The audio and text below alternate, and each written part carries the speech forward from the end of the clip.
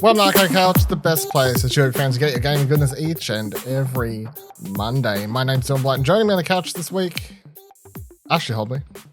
Hey Dylan, excited to be here and excited that we got into the spirit of video games of 2022 and we're delayed. True. Delayed by 2 months. That's right. This episode coming out on April 27th. I don't know. No, we was delayed. Also, Kieran Marchant. When do we start releasing podcasts that like look slightly different or like are just a different element? Like we just do like Arcade Couch, but just a completely different topic, and we just color change the logo a little bit. In case you missed our 5th birthday anniversary stream that happened over the weekend, we did announce a brand new podcast, a spin-off podcast. It's called Arcade Couch Between the Cushions. I know when I got used to upload the audio, like it was 001, episode 1, I've renamed it to 000. I'm calling that episode, I'm calling that like a prologue. Okay, so I'll change it on my end so I don't get confused. Yeah. That's also true, yeah. Good job. I'm doing that, so not the official first. The first official episode will be, I'm trying to work out. This is last week's episode. It'll be 2 weeks from now, whatever. Anyway, it's a fortnightly show in which we will be recording ourselves, just having to chat about whatever we want for roughly half an hour prior to Arcade Couch. More or less, the quick pitch of the show. Go listen to that or watch that episode. I don't know if the Apple podcast thing will be fixed by the time this is up. Probably not, to be honest. So go watch it. It'll be on YouTube. I'm going to publish it after this because I'm late. I had other stuff to do. Here's the thing. If you got some random questions you want us to answer, send them. Yeah. Or tweet at us and we'll answer it there. If you got like literally anything random in the world or you want to hear us talk about, that's like, it could be or could not be video game related, could be fucking food related, could be anything. That would be the show for it. But that's it. Between the Cushions.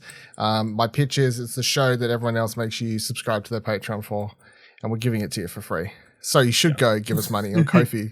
Explosion Hour support. So you should pay for it because we're not going to make you pay. I'm not guilt tripping anyone. I mean, what? No. With Kieran's intro this week, I thought he was going, do you reckon we could get away with doing like a Mad Libs episode of Arcade Couch? And like just record random also just fill in the subjects each and then just have it there in the background in case we have a bonus episode. Yeah, it would be funny, but I don't think we could. Today on this show, Arcade Couch, we got Pokemon. We'll get into that in a second. Pokemon Direct, Pokemon Presents, whatever they called it. That's why the show was delayed, of course. So this is, by the time you listen to this, it's Tuesday. What a gamble. Yeah, what a game. I gambled it all on that. What a big gamble. Yeah, we'll see how it goes. Kieran's been playing Elden Ring, so we'll talk about that later. And I've got a bunch of Steam Next Fest previews to talk about amongst, a bunch of other news and stuff like that. I'm going to spend at least 5 minutes shitting on a game that I reviewed this past week. That will also be a thing. But let's get into it. Delayed the show for it, so let's put it right front and center. Pokemon Presents. The main thing that anyone cares about is the Gen 9 reveal that came at the end, but I will quickly run for everything else, although I don't think any of it's really noteworthy. Pokemon Go's got Lowland Pokemon showing up in the game right now. Opened the game a second ago and called a Lowland Executor. They've been in the game before. It's not that exciting. Pokemon Masters X, the mobile game. Apparently it's massive. You get a bunch of free shit if you sign up now. 142 trainers in the game. Good for them. Pokemon Cafe Mix. I know there's a lot of trainers. Pokemon Cafe Mix, adding a delivery mode with Pelipper, adding a bunch of events, including Bulbasaur's Happy Pokemon Day, a shiny Piplup increasing. Apparently there's shinies in Pokemon Cafe now, which I'm like, sure. Why? It's the most boring puzzle game ever. Yeah. This is the one no one liked, and then they re-released it as Remix. I have no idea if people are actually playing this, or they're still trying to make people play this. I fucking don't know. I think people just play it because it's Pokemon, right? Apparently, yeah. Pokemon Unite's getting a new full furry battles mode or some shit. They're adding Hooper to the game. You can play Hooper for free until March 14th. If you beat all of Hooper challenges, you get the Unite license. So you'll have the Pokemon unlocked forever. Duralagadon as the next Pokemon joining the game. Bunch of everything. There's just a bunch of Pokemon birthday events running in a lot of games. Pokemon Brilliant Diamond Shell. Dylan, I had to confirm those are actually Pokemon because those could have easily just been words you made up. Pokemon Brilliant Diamond Shell. Pokemon Brilliant Diamond and Pokemon Shining Pearl. You can log into the game right now. Do a mystery gift. You'll get Oak's Ladder. The Oak's Ladder will take you to an event where you're able to catch. What the fuck is it called? Shaman. Sorry. Shaman, the gratitude Pokemon. So that's a thing. Pokemon Legends Arceus got its first big or free update or whatever. It adds a bunch of content. It's called Daybreak Update version 1.10. Adds a new mission investigating a bunch of large outbreaks of Pokemon. At the end, it teases Dialga and Palkia in, I guess, their origin forms because it's a prequel thing. And as far as even without having finished that game, because I'm still playing it. Like between things, I will get there. But I mean, I've seen spoilers at this point, so it doesn't even matter. But it's like obviously they're like the offspring or what I know, it's a prequel. You can use the code Arceus Adventure in the game right now. You can claim 30 Ultra Balls, 30 Gogaton Balls and Gigaton Balls, and 30 Jet Balls. So that's good because free resources. And they announced an animated series is in production based on Hisu. I don't know, I can remember how you pronounce it. The Arceus region. Anyway, an animated series is in production based on that. That was hopefully no-brainer. Ash is in it. Yeah, imagine. And he's still 10 years He's old. still 10 years old. He's minus 110 years old. No. He's just still 10 years He's old. just They don't 10. have to He's always explain it. 10. They don't. Maybe. He's just eternally 10. I Like, mean, it's been a while. I gotta be honest though. What if he's like Astrobot? Oh, no, Astro. If they want Astro to be, Boy. if they want to make Boy, it, Astro Boy. I would say Astro Bot. That's an interesting and he's a choice. robot, and he just doesn't realize it. And that's why he's young this entire time. they could make. And then he gets rebooted. They could And that's why. No. That's sorry. Just to cut you off, Dylan. for the You'll get 10th to your point fucking in a time. second. Jesus Christ! You'll get to your point in a second. But because he's a robot, the reason he's lived for so long is because Pikachu just keeps recharging him. Yeah, he No. gets shocked all the time. So This is. It wouldn't make any sense. But I was going to say they could technically just do the dumb plot line where it's like the long, Ash's great grandfather or whatever. nah, I think robots is more plausible. Yeah, sure. I mean, there are a bunch of characters in the game that are descendants of like gym leaders from Diamond and Pearl that's not descendants. Ancestors, sorry. Ancestors of like gym leaders and shit like that. So, but I think even though the one still concept art they showed for the anime series is like whatever, I do think that region will make for a cool show. Like at least it's different to what Pokemon has been. You know what I mean? Like at least like that time period and everything in a Pokemon series, I feel like could be cool. Could be a good thing. And then the last thing, the major thing. Pokemon Scarlet and Pokemon Violet, let's get violent here, are the Gen 9 games. They are somehow, some fucking miracle way, releasing these later on in 2022. I have no idea how. That is the most great. Like, Arceus came out literally less than a month ago. And they're putting out the 9th gen games at the end of the year. It's like they feel like the end of the apocalypse is happening or something. I really don't understand how they're doing it. I mean, not only that, Sword and Shield came out 2019. Yeah, and they came out a couple of years ago. I don't know what's happening over there, to be honest. Like, they're just going a bit too hard. I think, from what I heard, Arceus was outsourced a fair bit. Still. So, that helps a little bit, but still, like, And obviously, the brilliant, the remastered. They weren't games done by don't Game have- Freak. They were done by someone They else. weren't. Yeah, of course, they were done outside. So it's a lot of Pokemon in a year, though. Like, holy fuck! Like, it is. Game Freak in terms. only 167 employees, apparently, Apparently. according to Wikipedia. Yeah. That's fucking insane. I will say my main point for this one, and we'll get into the Pokemon. Are they running out of ideas for Pokemon at this point? Like, they're fucking gotta be, right? No, they're back to ideas. You missed where the generation was literally a fork in a trash bag. So, Well, because I watched a video of the YouTuber Ludwig do like an hour-and-a-half video of him. by the way, I doing can't just say Smash the YouTuber Ludwig. I was like, He's a YouTuber now. I was about to correct you and go, you mean the Twitch streamer? Then I was like, oh, he sold out. Never mind. No, he did not sell it. He's not quite. He signed actually. an exclusive No, deal. we're not getting into that one. But he did like an hour-and-a-half video of Smash or Pass on every single Pokemon. in that, like, of all the generations. And it got to a point later where I was like, what the fuck are these Pokemon? I'm really out of the loop when it comes to Pokemon designs. And even the 3 starters they announced, I was like, I swear I've seen all 3 of these in different color palettes or in less quirky designs at this point. So it's funny you say Smash or Pass, because I want to play a little game that I'm making up called Battle, Capture, or Let Go. Yeah? Oh, that's easy. Yeah? All right. So the Pokemon are, for people playing at home, because, hold on, I have to read off the list because I haven't memorized the fucking names. Have you found any pronunciations for this? Nope. So I'm going to give it a go. You have Sprigatio, which is the cat grass Pokemon. Fuecoco, the laid-back Firecroc Pokemon. And then Quaxley, the earnest and tidy duckling Pokemon. Is how do we, what do you reckon, Ash? Yeah or no on those pronunciations? Yeah, I think above or under 90%.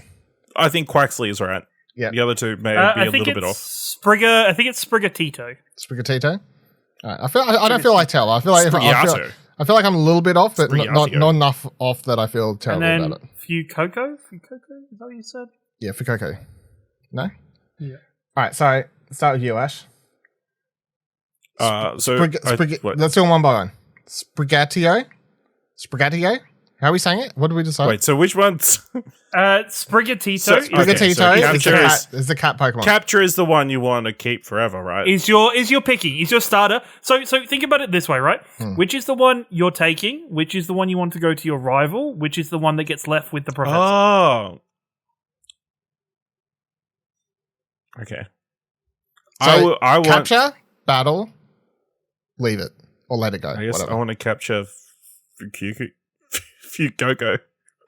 I want to battle Sprigatio because, fire beats grass. And then Quaxley. I'm sorry. All right, Kieran. Look, all right. Fuecoco can fucking get left behind. That shit can get put in the bin. That's like a red, quirkier version of Totodile right there. Chomp Bros, man. Like, just fucking get out of here. He's going to evolve into such an awesome firefighting crocodile. I don't know. Also, how the fuck is a fire Pokemon laid back? That makes 0 sense.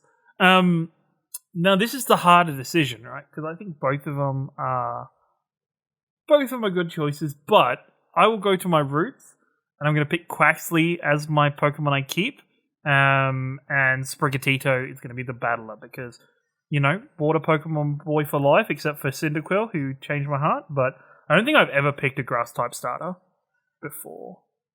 I feel like we've all got completely different answers, which is quite funny. Slightly different. So I am capturing Quaxley. Because that Pokemon looks so weird. I'm all about it. It looks so good. It looks like it's got a little Mario hat. Yeah, it's just so I think it's the most unique looking one. What's the hat that Samuel L. Jackson wears? I don't know. Like what? Yeah, I know what you mean. Like the little French beret thing. Yeah, kind of. Yeah. Because I think this Pokemon's hair looks like a toupee, sort of. I did someone say. Very much so. Say it looks like Donald Trump. I mean, and then someone did like a full, did a color swap, and it's pretty obvious. See, I reckon when it evolves, it gets long, luscious hair. A Kangol. A Tango. What? Kangol. Kangol. Yeah, that's the hat. Yeah. So capture Quaxley. Then I'm going to battle Fuecoco, whatever. And I'm leaving behind or letting go Sprigatio. Not to say I don't like. I think they're all #cuties, but I feel like Sprigatio is like the least unique of the 3, in my opinion. It's literally a green cat. It's just it's a green cat. Like it's cute. It's a cute green cat. The pose that they've gone with. Yeah, it's trying too hard to be cute. Yeah. I will. The big thing is, and I saw this a lot on my Twitter, and I asked Cherie this, and this wasn't Cherie's problem because she tweeted out about. So her favorite is the cute, boring green cat. Don't you fucking taking shots? Holy shit! Her problem isn't this, but a lot of people are tweeting out how Game Freak better not make any of its evolution stand on 2 feet. Yeah, and they but should just stay on all fours. No, they will. Well, actually, I feel like if any, it's just how evolution works. 2 of them will. Surely the crocodile has to stay a crocodile, right? No, I think he turns into like on 2 feet, but like the crocodile form looks like more like a set of armor, and he's like a fire knight boy. No, he becomes like a kangaroo crocodile hybrid, like You've been playing too much Horizon. You've been playing way too much Horizon. Speaking of the kangaroo, did you see? We spoke about it a very long time ago. The Australian Pokemon designer. Also, that crocodile looks like it's on 2 legs. So I mean, it clearly has 2 hands. Little hands. It's got little hands. Two little hands that'll be fit perfect in some boxing gloves so it can fight. Oh my god! My god! Because we all know the fire ones become fighting Pokemon, right? I fucking hell, damn it! I did see, that the devs or the designer around the Australian the art person, Pokemon, Pokemon. It's the art person, or like I don't actually know what their job is. I'm sorry, but like they're working on a Luri for that game, the little red panda thing. Yeah, but they came up with all the Pokemon were finished for. Oh, I didn't see this. Let's have a quick squiz. Came out today. Actually, yeah, I just saw that 9 hours ago. Posted today. Let's have a quick squadaddle, eh? Let's full screen this with the video version. Australia regional Pokedex. So yes, how many? They got a few pages here now. So we saw up to like Chowie over here, Scampic, Ricket. Wait, spot on. Side note: that's one of our most viewed episodes of Arcade Couch. Is it really? Yeah. So if we go through that, yeah, like at least on YouTube and stuff, yeah. Maybe we should go for these in a future episode. But let's do it. Let's I think that's a good idea. Let's save that to a future episode and just let's rate every single one of them. Yeah. Yeah, we will. Yeah. Not just shit on because they're all fantastic designs. But we'll just as the kids in podcasting say, we'll put that in our back pocket for a slow news week. Yeah, we'll rate them all and then we'll like pick our 6. Ooh, or do you want to do a combined like one of those S to A tier? You know what I mean? A tier list. You want to do a tier list? Like we have to debate and pick the tier list. Yeah, if you want it. Yeah, because then we'll have something by the end that we could like sort of save and be like, put this out is there. the thing. All right, how can we do that? So keep your eyes and ears open for everyone. We just decided like everything these days. Apparently, we just decide on it as we're recording. We decide future content on the podcast. Yeah. That will be fun though because that was fun last time, and there's some cool designs in there. I do like that. Look forward to that in a slow news week. Could be right around the corner with all the big games I haven't just released. Probably wouldn't surprise me. Yeah, but I mean, overall thoughts on Ash. Overall thoughts on Gen 9 releasing this year, and what did you think crazy of the trailer and everything? Crazy, but maybe not crazy. It looks kind of like Arceus. It kind of looks like the mixture between Sword and Shield and Arceus, with a lot of the Pokemon standing around, but also a lot of hills and stuff. But then also like cities and buildings. So whether they've kind of built on top of Arceus to a certain degree, or to merge the, I don't know how game development. It would be a new region, like. Yeah, it looks like a new region, but a lot of element looks like they're pulling a lot of elements from the other games to like, I don't know. I'm just trying to figure out how they've made this game so quickly. I have no idea. I think it's a fairly the same engine as Sword and Shield. Like I honestly think this game will be more akin to Sword and Shield than it will be to Arceus. It doesn't look like it's just got one giant wild zone though. No, it does look like it's changed up. I'm just the thing that is not worrying, but I think one of the common criticisms of Pokemon game as of late has been that there's not much variety to them. They're kind of all the same. Sword and Shield was very bland. Well, the reason everyone likes Arceus so much is because it's different. It's because it's so gameplay different. It's so different. Yeah. I just don't see a Japanese company wanting to double down on Arceus before it released.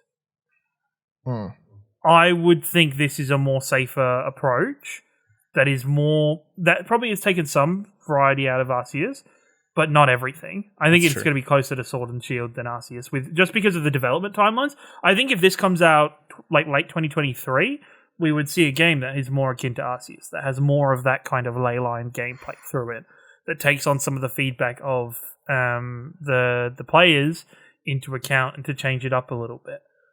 I don't think they've had the time to do that, so I think this is just... I hope they have at least taken on board the criticism of changing up the story a little bit and changing up how the game, in terms of narratively plays. But at the same time, part of me is like, kind of doubt it. Nah, come on. There's literally a part in the Gotta trailer get those gym badges, baby. Yeah, there's literally a part in this trailer where you see someone's house and you're leaving the bedroom and all that sort of stuff. So actually, also, I'm a little disappointed that you look like you're, instead of playing a main character, you're playing one of like the schoolboys or schoolgirls you used to run into from the older Pokemon games. Maybe that's what it's about. Like, I don't know. Looks like little dorks. Yeah, maybe that's what it's about. Yeah, I mean, I don't really have much to say. I feel like it's a teaser trailer. It shows you a bunch of random landscapes. It shows you a bunch of Pokemon that are current and 3 starters. So, are we going to play as a security guard and then get transported to the world of Pokemon? No, maybe that would be funny. Or else, I don't know why it was very drawn out. I legit thought it was Detective Pikachu, 100%. Especially as he's walking towards the office and you see a Pokemon like scatter off that looks like a small Pikachu sort of Pokemon. I was like, oh, it's Detective Pikachu too. They're finally doing that game. No, that game's never coming out. Pokemon Sleep is never coming out. So, but the thing is, so when I delayed this and it was like, no, we'll delay it for the Pokemon thing. I wasn't expecting Gen 9 because I was like, no, that's way because too that doesn't soon. seem possible. That doesn't seem possible. That seems fucking ridiculous. What I was expecting was a Detective Pikachu 2, a Let's Go Silver, something on that. To be fair, there has been only 3 years between a lot of these titles.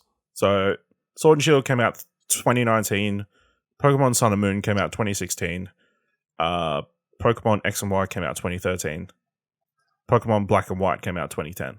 I think it's because they did Arceus literally just a second ago. Yeah, I think Arceus has thrown it off in people's perceptions. But that was like we said, heavily outsourced. Yeah, but I saw some tweets today, and I thought this was a bit confusing. And just to get both of your opinion on this, do both of you think that Project Arceus, but just Arceus, is classed as a mainline Pokemon game? No, it's not. No, it's a spin-off. It's a spin-off. It's a spin-off because a lot of people, like I saw a news article or two about it, but they're like, Arceus, the shortest running mainline Pokemon game in the history of the franchise. I was like, I'm pretty sure the rule is What? the No. mainline games are the generational games, and anything else is a spin-off. It's like Xenoblade, and then Xenoblade Chronicles, right? Or are they the same thing? I'm pretty sure it's the same game. It's like, try again. Uncharted, Golden Abyss. yeah, okay. God. Uncharted and Lost Legacy. Yep. I was going to say, nobody remembers Golden. No. But I mean, The game that they've was always forgotten. done Pokemon spin-off games, even like back on the Game Yeah. Boy days. You'll get your mystery dungeons or your trading card game back on the original Game Boy or whatever. Like there's always like supplementary Pokemon material, and then between the generations, they would do the yellow. What the fuck was the Rayquaza one called?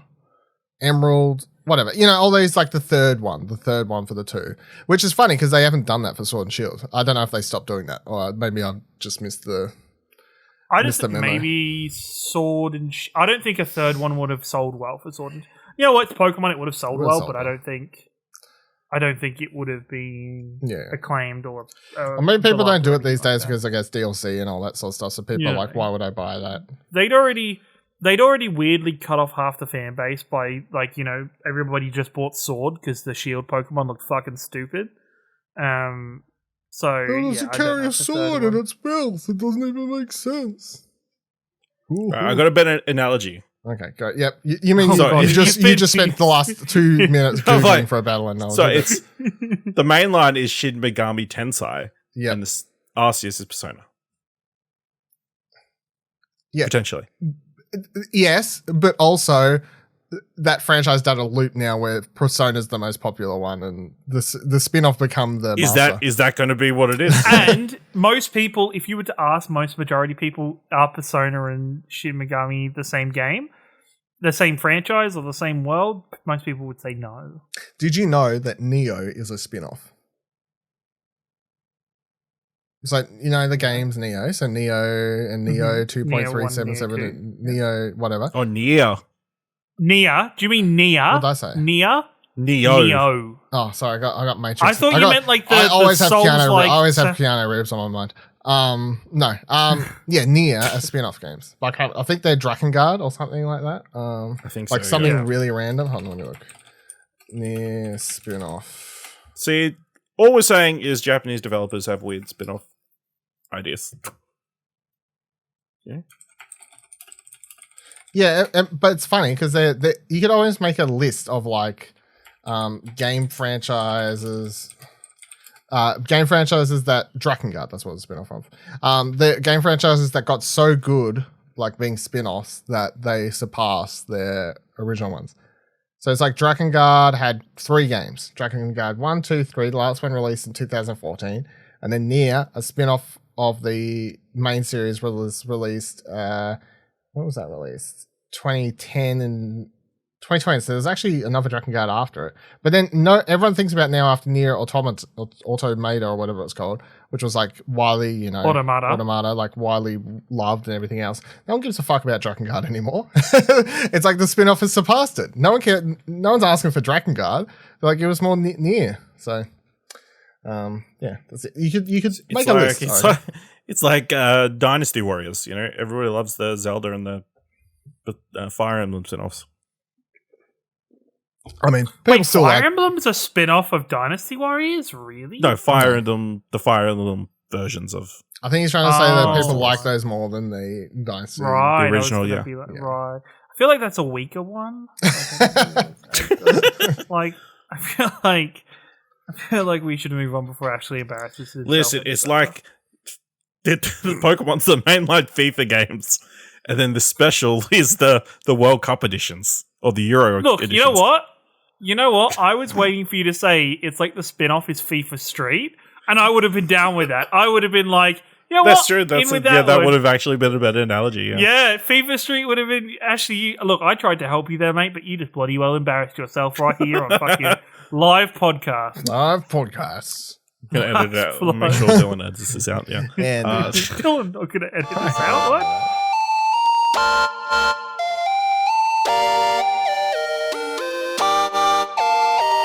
let's talk about some video game reviews and previews. Mm. Let me get this out of my system. So, Mother of Dead is a game I reviewed this past week.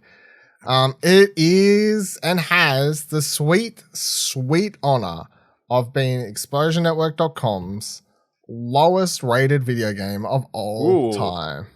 With a Damn. 2 out of Congratulations. 10. It's bad. No, that means no. Sorry, 2 out of 10. That means it's like okay-ish. Like No. It is a stinking pile of shit. And I usually try to be very nice, or I try to be, you know, like try not to shit on games too much, even if I think they're bad. But yeah, this is a bad game, and I don't suggest anyone play it. I don't even know where to start, to be honest. Well, let me put it this way: the story's crap, and it runs like ass. Like, I feel like this is one of the worst experiences I've had playing a game in years. To be honest, years and years and years and years. What did you play it on? I played it on PS5, and I had to keep putting my PS5 into standby mode because for like last weekend or whenever I was doing my last couple sessions of playing it, I was playing like an hour or so after work every night. But it got to a stage where I was getting a consistent message like every 5 minutes I played it, my save file was corrupted. So I was afraid that if I quit the game, I would lose all my progress. So I just kept the game open and in the standby mode because I was just so scared. So I'm literally moving around the level, and then every time it would get to a checkpoint, which triggered an autosave, I'd get like 6 messages in a row saying my save file's corrupted, and I just had to click okay every single time. Add that onto, prior to that, I was getting a bunch of crashes, freezes, I had to restart the game, glitches, falling through the world, characters not interacting right, objects getting stuck. At one stage, I picked up a phone, it just floating in the air. Like, it is fucking nonsense. Like, how much I cannot remember having this much trouble with a game on PS4 at all. Let alone like obviously a PS5 game, but that's more recent. But I swear I haven't had shit like this happen since maybe on PS3 or something. Maybe it was the last time I had a game that felt like this janky on console. But I mean, the story is this, and this one was in the news because the PS5 version or the PlayStation version was censored. You're not missing out on anything because the game is bad anyway, so you're not getting shit censored. But it was an interesting one where it's not actually censored. You just can't play the highly graphic scenes in the game. You can't play them. And by play them, I mean hold 2 buttons and like it's like a slow QTE. You can't fail, more or less. The story is about, in case anyone wants to know, story is it's set in I can't even remember where it's set now. Sicily? Somewhere? Fuck, I don't remember. Anyway, yeah, it's Italian. So let's go with that. This girl, at the start of a game, her twin sister, she finds her dead in the water, and then she's crying, and then the parents run down, and then because she's like so overcome with like grief, she doesn't say anything. So then the parents assume that she had actually died because her sister was deaf. So because and a mute, so because she wasn't talking, they then assume that she's that sister. So you then start pretending to be your other sister. So you're walking around the house and like not talking to your parents and not saying anything and just doing this because reasons. And amongst all that, you've got World War II happening in the background, and there's like a ghost story happening, which is kind of the most interesting part of the game. Is this white lady, I think is what they call, like this ghost lady in the background. Anyway, it's a bunch of ideas all mixed into a pot with no idea what they're doing with them. And then by the end of the game, it has so many gameplay elements that are just so boring. Like the game is so fucking boring to play. I cannot even begin.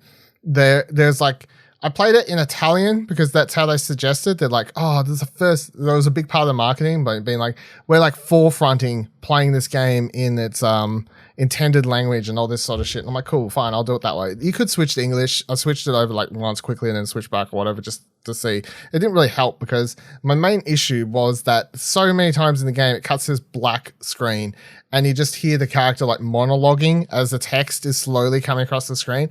And I'm like, no matter if I'm listening to this in English or Italian, it's still just so boring and unskippable, and I have to sit there as this character speak so slowly, explaining everything that you just played, fucking monologuing about gibberish.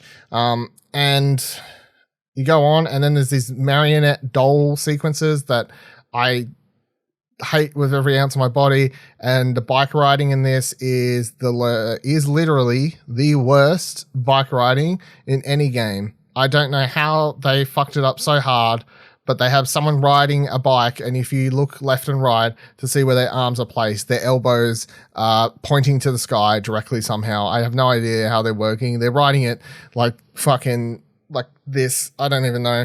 It's fucked. Anyway, Martha is dead. 2 out of 10. Read my review if you want to find out why you shouldn't play it, but for clarity's sake, yeah, some people actually like this. Yeah, they're wrong. What the fuck? It's got a 71 on OpenCritic with a highest score of 9.5. What the fuck? Is that from like an Italian fucking... Yes, it actually is from an Italian source. We gave it a shit review. Wellplay gave it a shit review. Press Start gave it a shit review. The Aussies know where it's at. Fuck all these other people. You know what I'm saying? But I will say Dylan's review is the lowest one on OpenCritic at the moment. So, you know. Have we got any hate mail yet from all the Martha's No. saying that we'd only given a low score for the views? No. But I've been told that the next game I will not get review code for. No,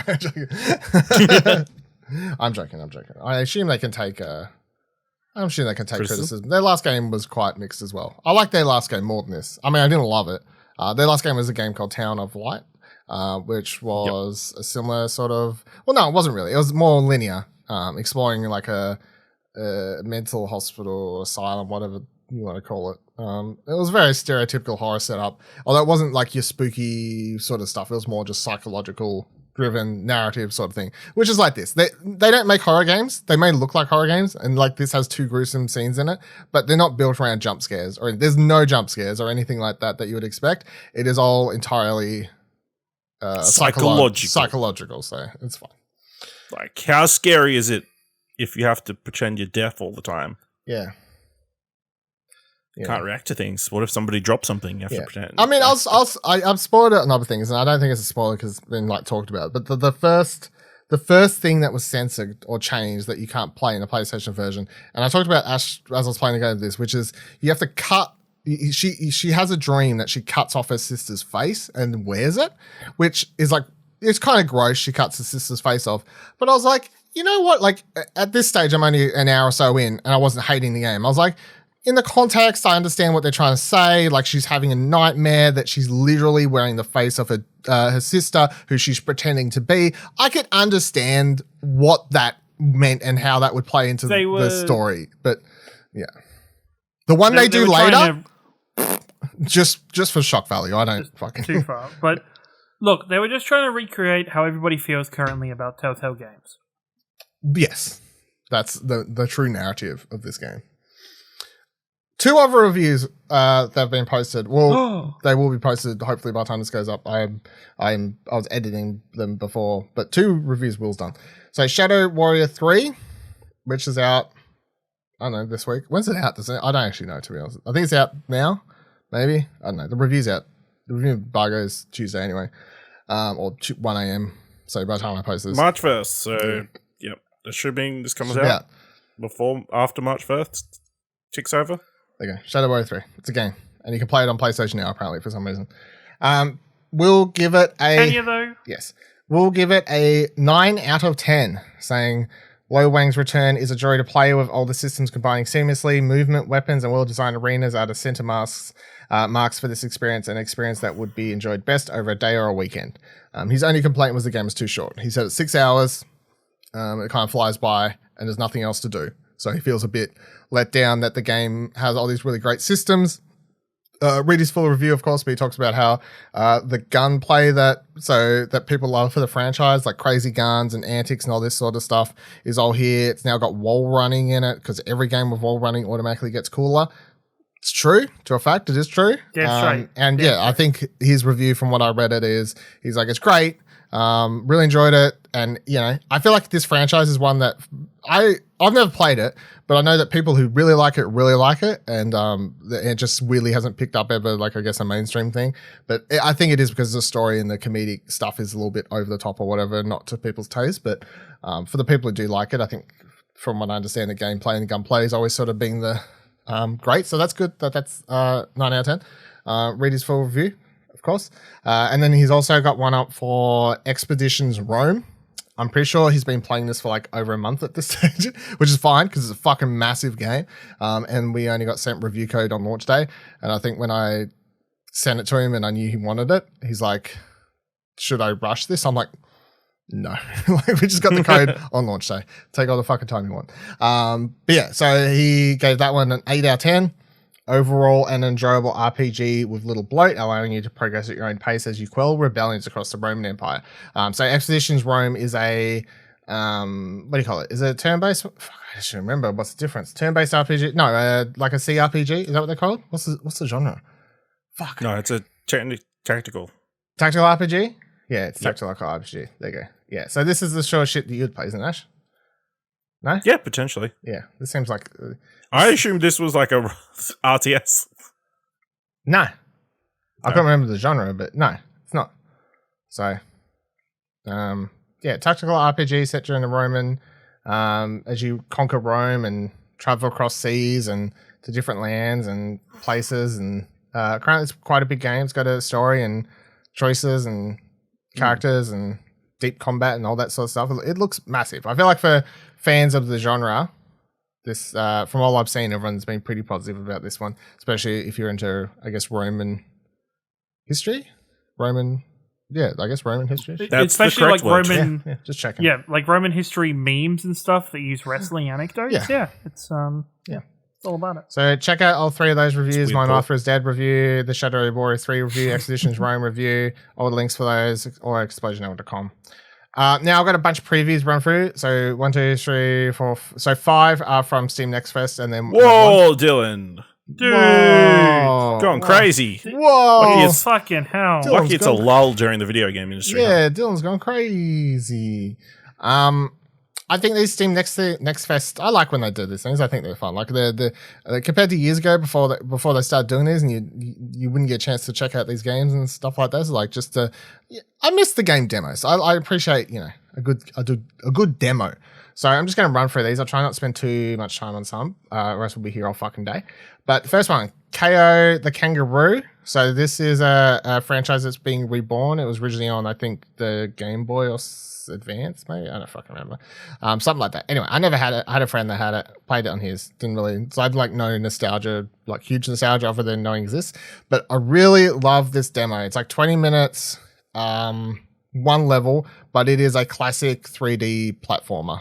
To the good and bad of that. So it's just a bunch of things to collect. You're playing as a kangaroo. He's got like magical boxing gloves. The combat's not hard. There's bonus levels, bunch of, gems to collect, platforming, whatever. It's honestly nothing crazy. There's nothing that if you're like, I hate those sorts of games, I'm glad they stopped existing. Cool. I'm down. I'm very much keen to play more of this because it's just colorful cartoon characters. Seems chill, great time. Yes, please.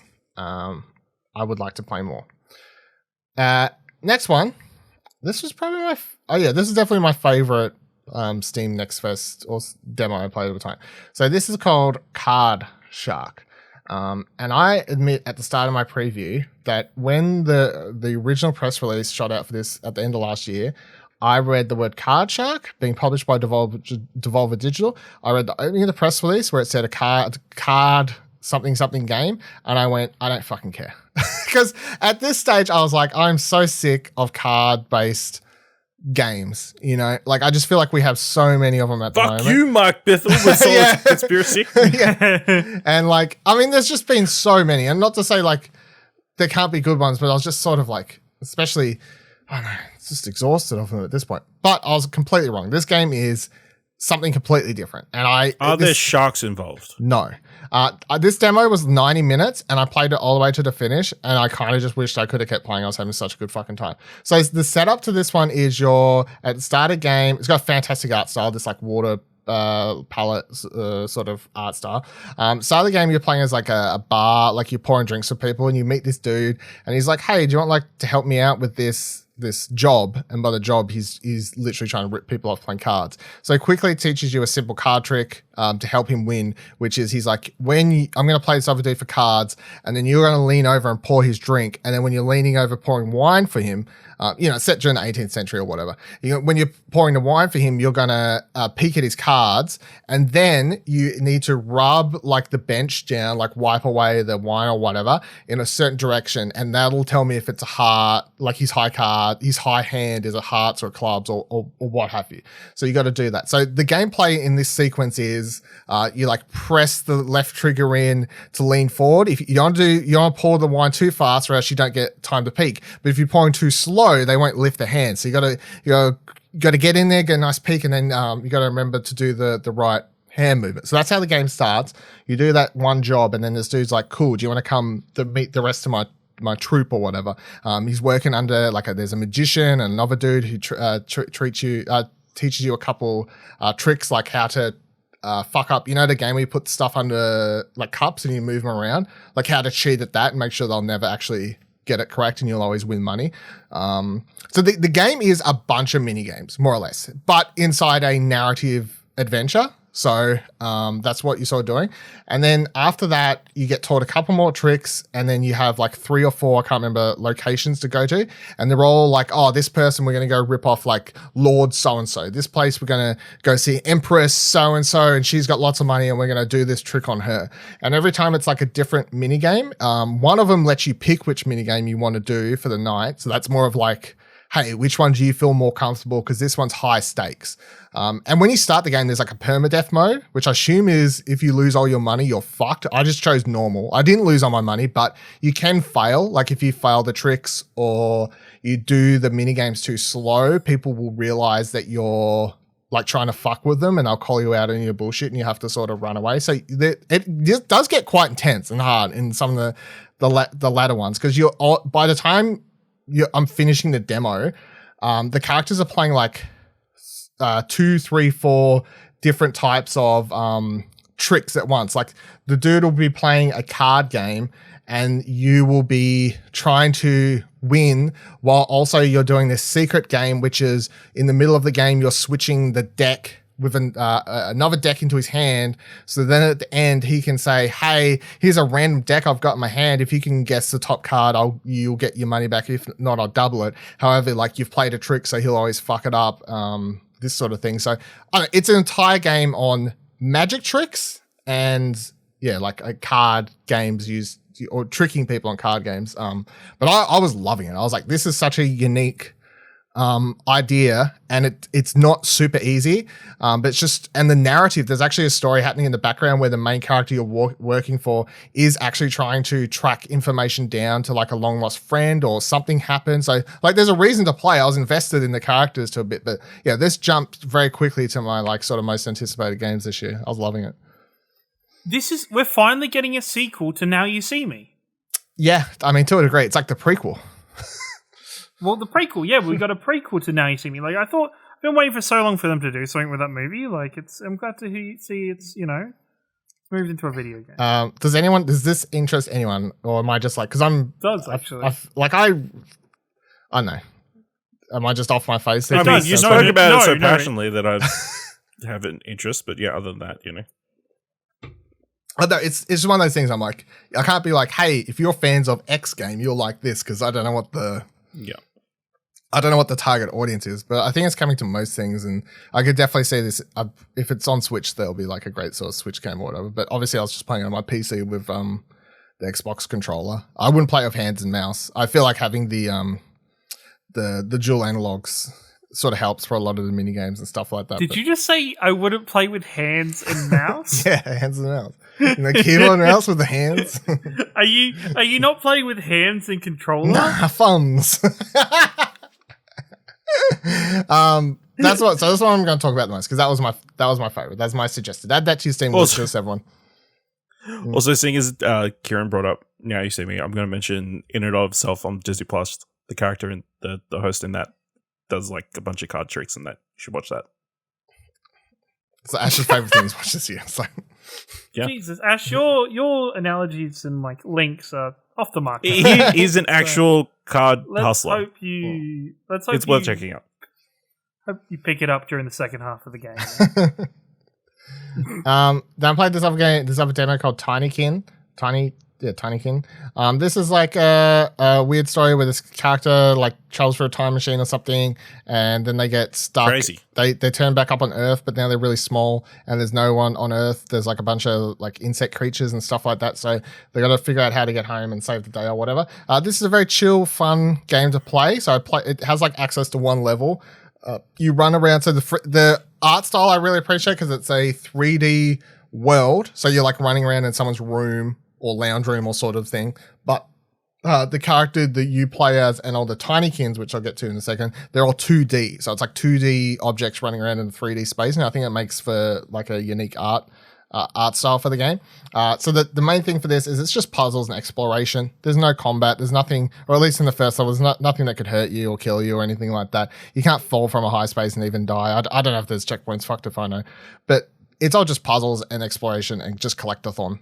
There's like 900, 1,000 things to collect in this one level. It's that whole just endorphin of of finding them all and figuring out how to unlock doors with collecting things and putting them there. The puzzles are solved with the Tinykins, so these are things that they're like seeds around in the level that you pop, and then they start falling around, sort of like Pikmin, So I guess. Yeah, Pikmin or like World of Goo or something like Yeah, it's Pikmin or World of Goo, but like in a 3D environment inside like a platforming game is more or less what this one is. The one thing I really like, and I pointed out in my preview for this one, that I think makes the experience so much easier than some of those games is, so in the first level in the demo, you have a pink Tinykin and you have a red Tinykin. The pink are Tinykins that'll move objects, so like push chairs out of the way to get things or carry things like that you can use to cross things or whatever.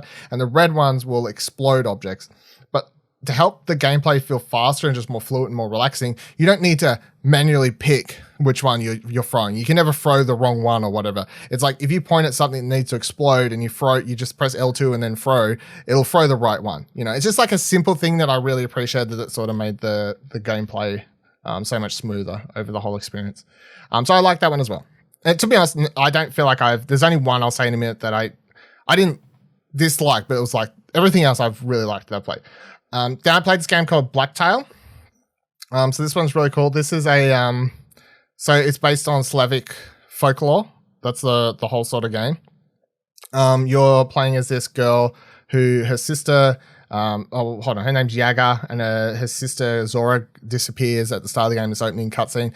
She has like a voice in her head. I don't know what the fuck it is. Like there's a lot of stuff I was very confused about, but it is a demo, so I don't know what's going on. You have a bow and arrow. Sort of the main weapon, and then throughout the demo you unlock a couple different spells and stuff like that.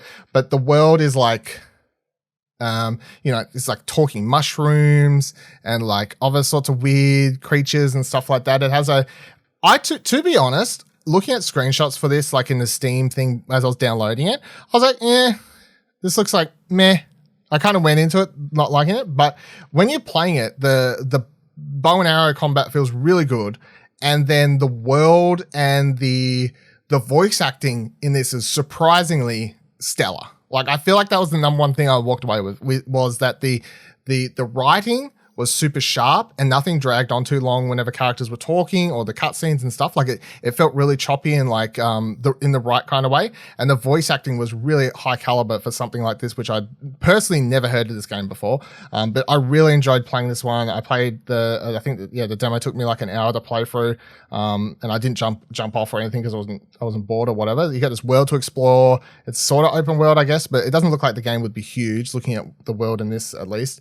You level up, you unlock new bow and arrow abilities, whatever. The number one thing that was sort of annoying me is that you have to sort of like Horizon, but in worse sort of way, you have to pick up sticks and shit to craft your arrows and like potions and shit, but I kind of don't even like doing that in Horizon to a degree, but I liked it a little bit less in this, and playing those games both around the same time, I was like, man, I'm sick of picking up fucking sticks over here. So that looked really cool. And then the last Steam Next Fest demo I played was Expedition Zero. So I didn't hate this. It's just maybe not a genre that I'm like super like in love with. This was like a survival game. So you're in, I can't remember where it's set, like Russia or somewhere horrible. No, Siberia. There we go. So Siberia, there's like a big experiment that's happened. The whole place has been walled off. Your character's in there for some reason. You have limited resources. You meet this character. He's like, hey, you need to get me this shit and I'll help you cross the wall and get out of this place. You're like, cool story. Then you go into this forest and you got to like try and make your way around throughout the demo to these points to sort of download information and data on what's happened in this place while, being like, oh man, there's a church here. Oh man, there's like weird fucked up experiments going on over here. And you have like, Ash would hate this because you have all the time you're playing it, the sound design's really fucked in a good way. So it'll be like walking along and next second you'll hear just like rustling in the trees. And then you have these like little critter monsters just chasing you in the trees the entire time. But quite often you'll just hear them jumping between trees above your head, but they won't start attacking you. So it's that whole thing where you're like, just like attack me, because honestly, I feel like I would be less stressed right now if you just jump down and attack me, because it's just more stressful hearing them like jumping between trees and just fucking around. So you've got these things chasing you, but then what makes it a survival game is also you've got because it's in like frozen temperatures, you need to keep your suit like heated or whatever, like it decreases over time. You can then freeze to death. So you have to figure out how to deal with that through upgrades or like fires or this sort of thing. And then you've also got your battery. So your battery, which you use for like flashlight, or else it's pitch fucking black dark and you can't see shit, or also the way to like track where you need to go, or your map, all that battery stuff. You need to like find places to recharge that, as well as picking up materials to craft upgrades, bullets, because you only have a limited supply to fire against the fuckers in the trees, or even I came across a couple human characters who had been like infested and taken over, shot them, and they move really slow like Resident Evil 4 fuckers, and you shoot them in the head. So, but that was alright. This was alright. I really like the mood, the setting, and all that. Spending so much time in menus, like crafting and fucking around and being like, I can only carry 20 things. I just want to carry all this shit, and I'm sick of having to like figure out what I need and don't need, and that aspect of the genre. It's very much in that vein of like Escape from Tarkov and stuff. Yeah, like I'm like, it's very menu management. And that's the block system where you're like, I could fit more in if I manually move everything around to make sure it fits in correctly, rather than relying on a game to automatically do it and stuff like that. So, I mean, it was all right, but out of everything I played, I was a bit like, maybe not. But I didn't hate it. This is the demo I didn't finish because I didn't realize you had to actually go to beds to quick save, and the game doesn't save at all outside that. And I died, and then when I loaded back in, it was like right near the start of the demo. I was like, nah, dude, like I was like one place off from finishing the demo, so like I'm good. I've seen like 90%. So that was all the Steam Next Fest stuff. So check out all those previews, and then the other preview I did that was unrelated was played the first hour of Submerged Hidden Depths. Well, it was one of those things where they're like embargo preview thing is, talk about the first hour. I'm like, what if you play the first hour really fast? Like, you know what I mean? Like, what's the rules? But, so this game came out on Stadia. I think it was like a launch Stadia game. But it's from an Australian studio called Uppercut Games. They're in Canberra. They previously made Submerged, which, didn't get great reviews when it released. I remember like the game being shat on really. This one came out, it got mediocre reviews, I guess, but also only got like 4 reviews because it released on Stadia and no one fucking played it. So now it's coming to everything. So played that. I'm enjoying it. It is a very relaxing experience. I think it's most akin to playing something like Journey, although I'm not saying it's as good as Journey, like, and I'll just put that out there. Like, it's not as good as Journey, but it is like in that similar sort of thing where you are just, you're playing as this brother, sister who are like in this, like the world's engulfed in water. Don't know why, got to figure out what's going on.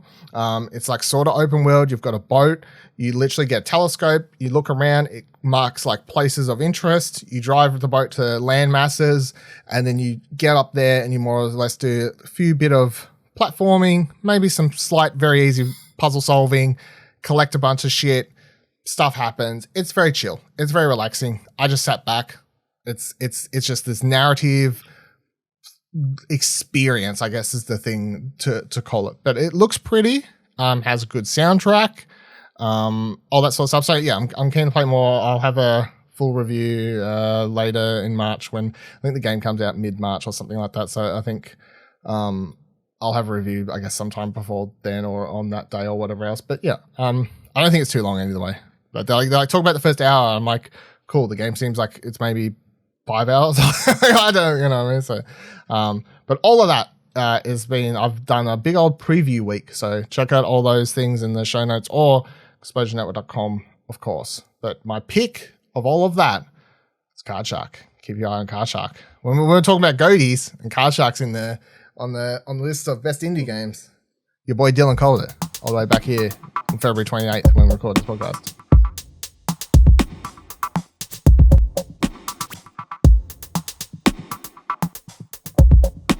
Call of Duty game, it ain't happening. There's no Call of Duty game in 2020. Wait, what? Damn. What? Shocking. Oh no. No. What are we gonna do? What? That can't be right.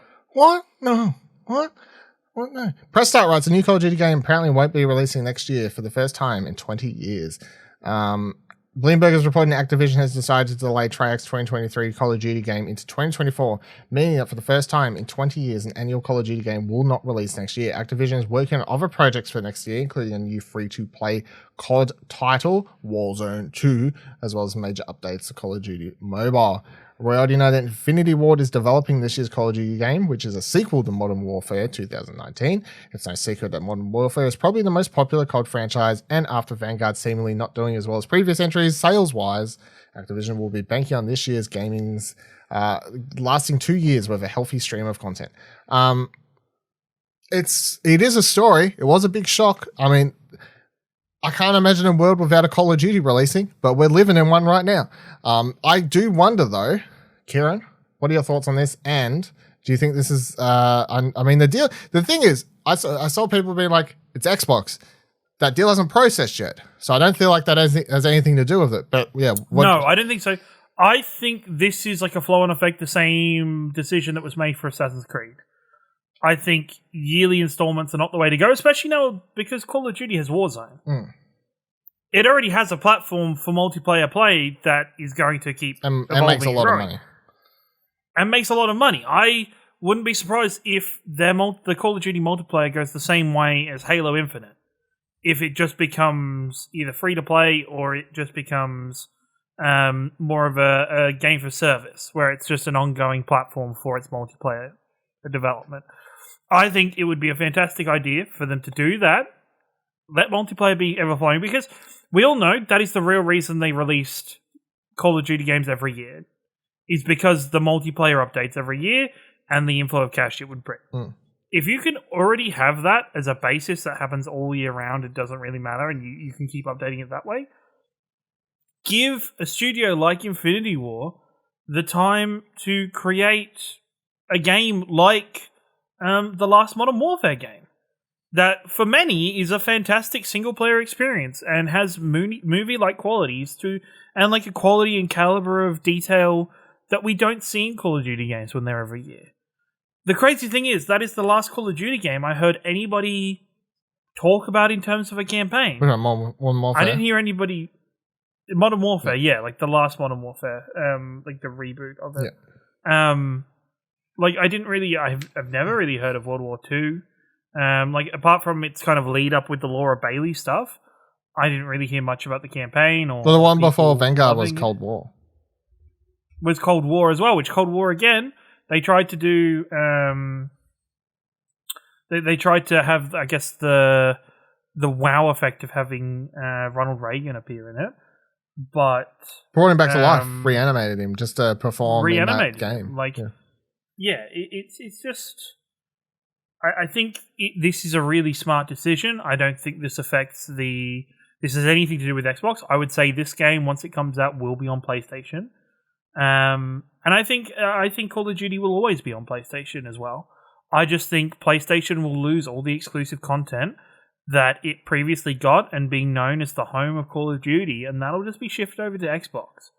They'll literally just change roles in in the landscape when it comes to Call of Duty, because I think Call of Duty is too much of a cultural being in terms of gaming culture for it to be just kind of located on one console at this point. Yeah, I feel like it's funny because I feel like if Bobby Kotick, which we'll talk about again in a minute, if he had any say in anything, he would have been like, no, I don't feel like he would have done this. He would have been like, nah, whips to backs, fucking get to work, get one out this year, make it better than the last year's, and make sure you make up for the money you lost me last year sort of scenario. So Call of Duty taking a year off, I feel like is only good, especially if, by the time the next Call of Duty, it means that we'll have a year break, and then by the time the Activision deal goes through, and then the next Call of Duty to release will be a hopefully Activision under the Xbox umbrella, free of Bobby and all of the, I know we talked about how he gets a escape-free thing or whatever, but, as a company, Activision will hopefully get to come out with a new Call of Duty release that's not marred by what's happening in real world, which is what happened with Call of Duty Vanguard.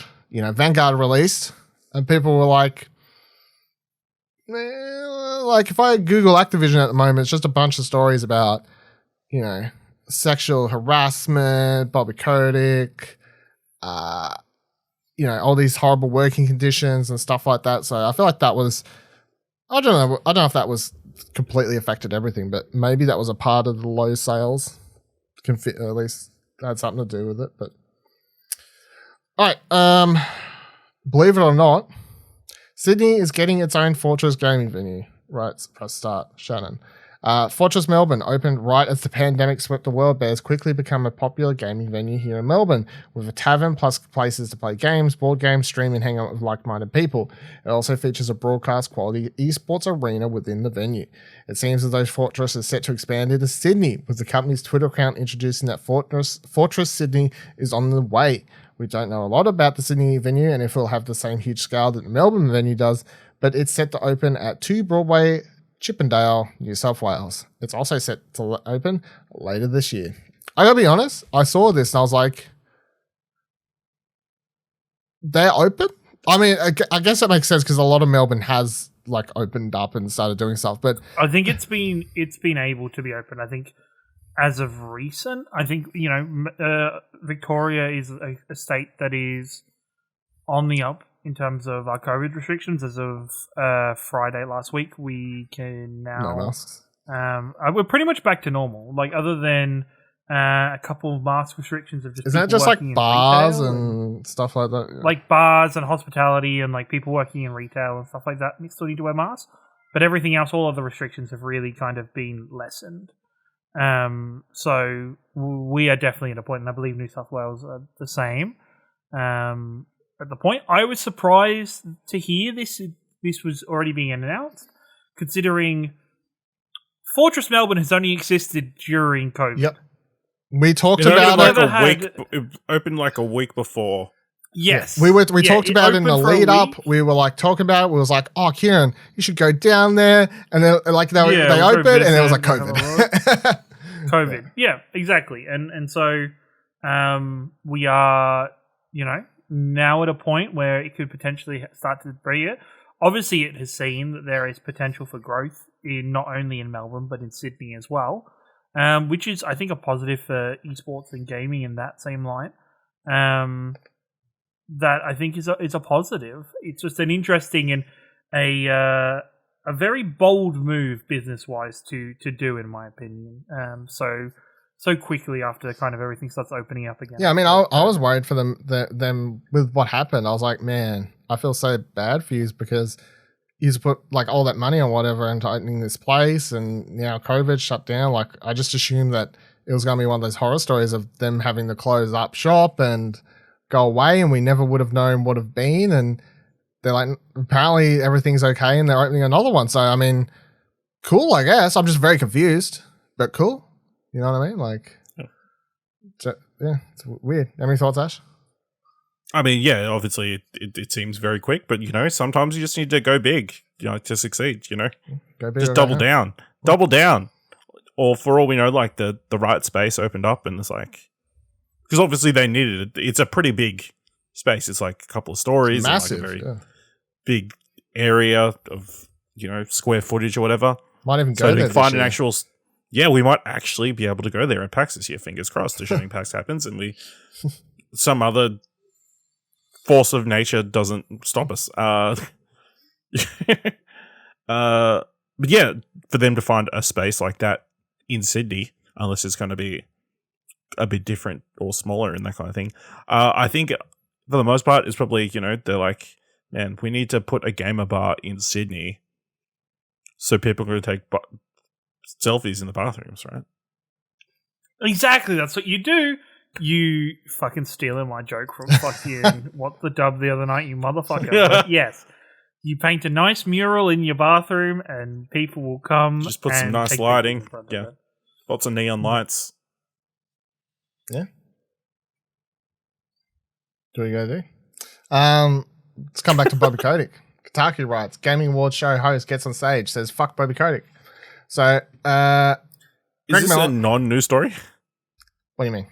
Well, I mean, yeah, but yeah. It's like, he said what we're all thinking. Let's move on. Yeah. All right, then I'll fucking skip the story. Jesus Christ. Holy shit. No, I was interested to say, I don't know why Why it's a news Kotaku story. wrote an article about it. Well, I'll Yeah. tell you why in a second. They point out why here. Bethesda executive Todd Howard opened the night with a monologue about the turmoil and uncertainty in the world, particularly as horrific events unfold in Ukraine. He talked about Wordle and The Sims before handing the stage over to Miller and co-host Jessica Chobot. Things got spicy from there as Miller called out Activision Blizzard CEO Bobby Kotick. After joking about Cyberpunk 2077, Metroid Dread and NFTs, Miller said, "Fuck Bobby Kotick," to claps and cheers from the audience. It was a brief but critical moment, especially since the Game Awards host Jeff Keighley was criticized for refusing to overtly name names in December. Generally, while many visible figures in the games industry are willing to decree the general idea of harassment or espouse the values of diversity, it's much rarer to hear any specifics about what those remarks are in response to or what bad actors causing the issues might be. It doesn't mean that such remarks can't be thoughtful and incisive. Earlier at DICE, EA Senior Vice President and Chief Operating Officer Laurie Mealy didn't mince words when she said, quote, "Leaders who fall short of basic standards must go," end quote. But it's definitely unusual to attach names like Miller did, especially on such a public platform. So yeah, I agree wholeheartly. I feel like I did see a lot of stuff similar to what Ash was saying on Twitter, like, yeah, of course, fuck Bobby Kotick. But as the Kotaku article points out, I do think it's very worth noting that the DICE Awards are a huge show. They are considered like one of the major award things within the video game industry.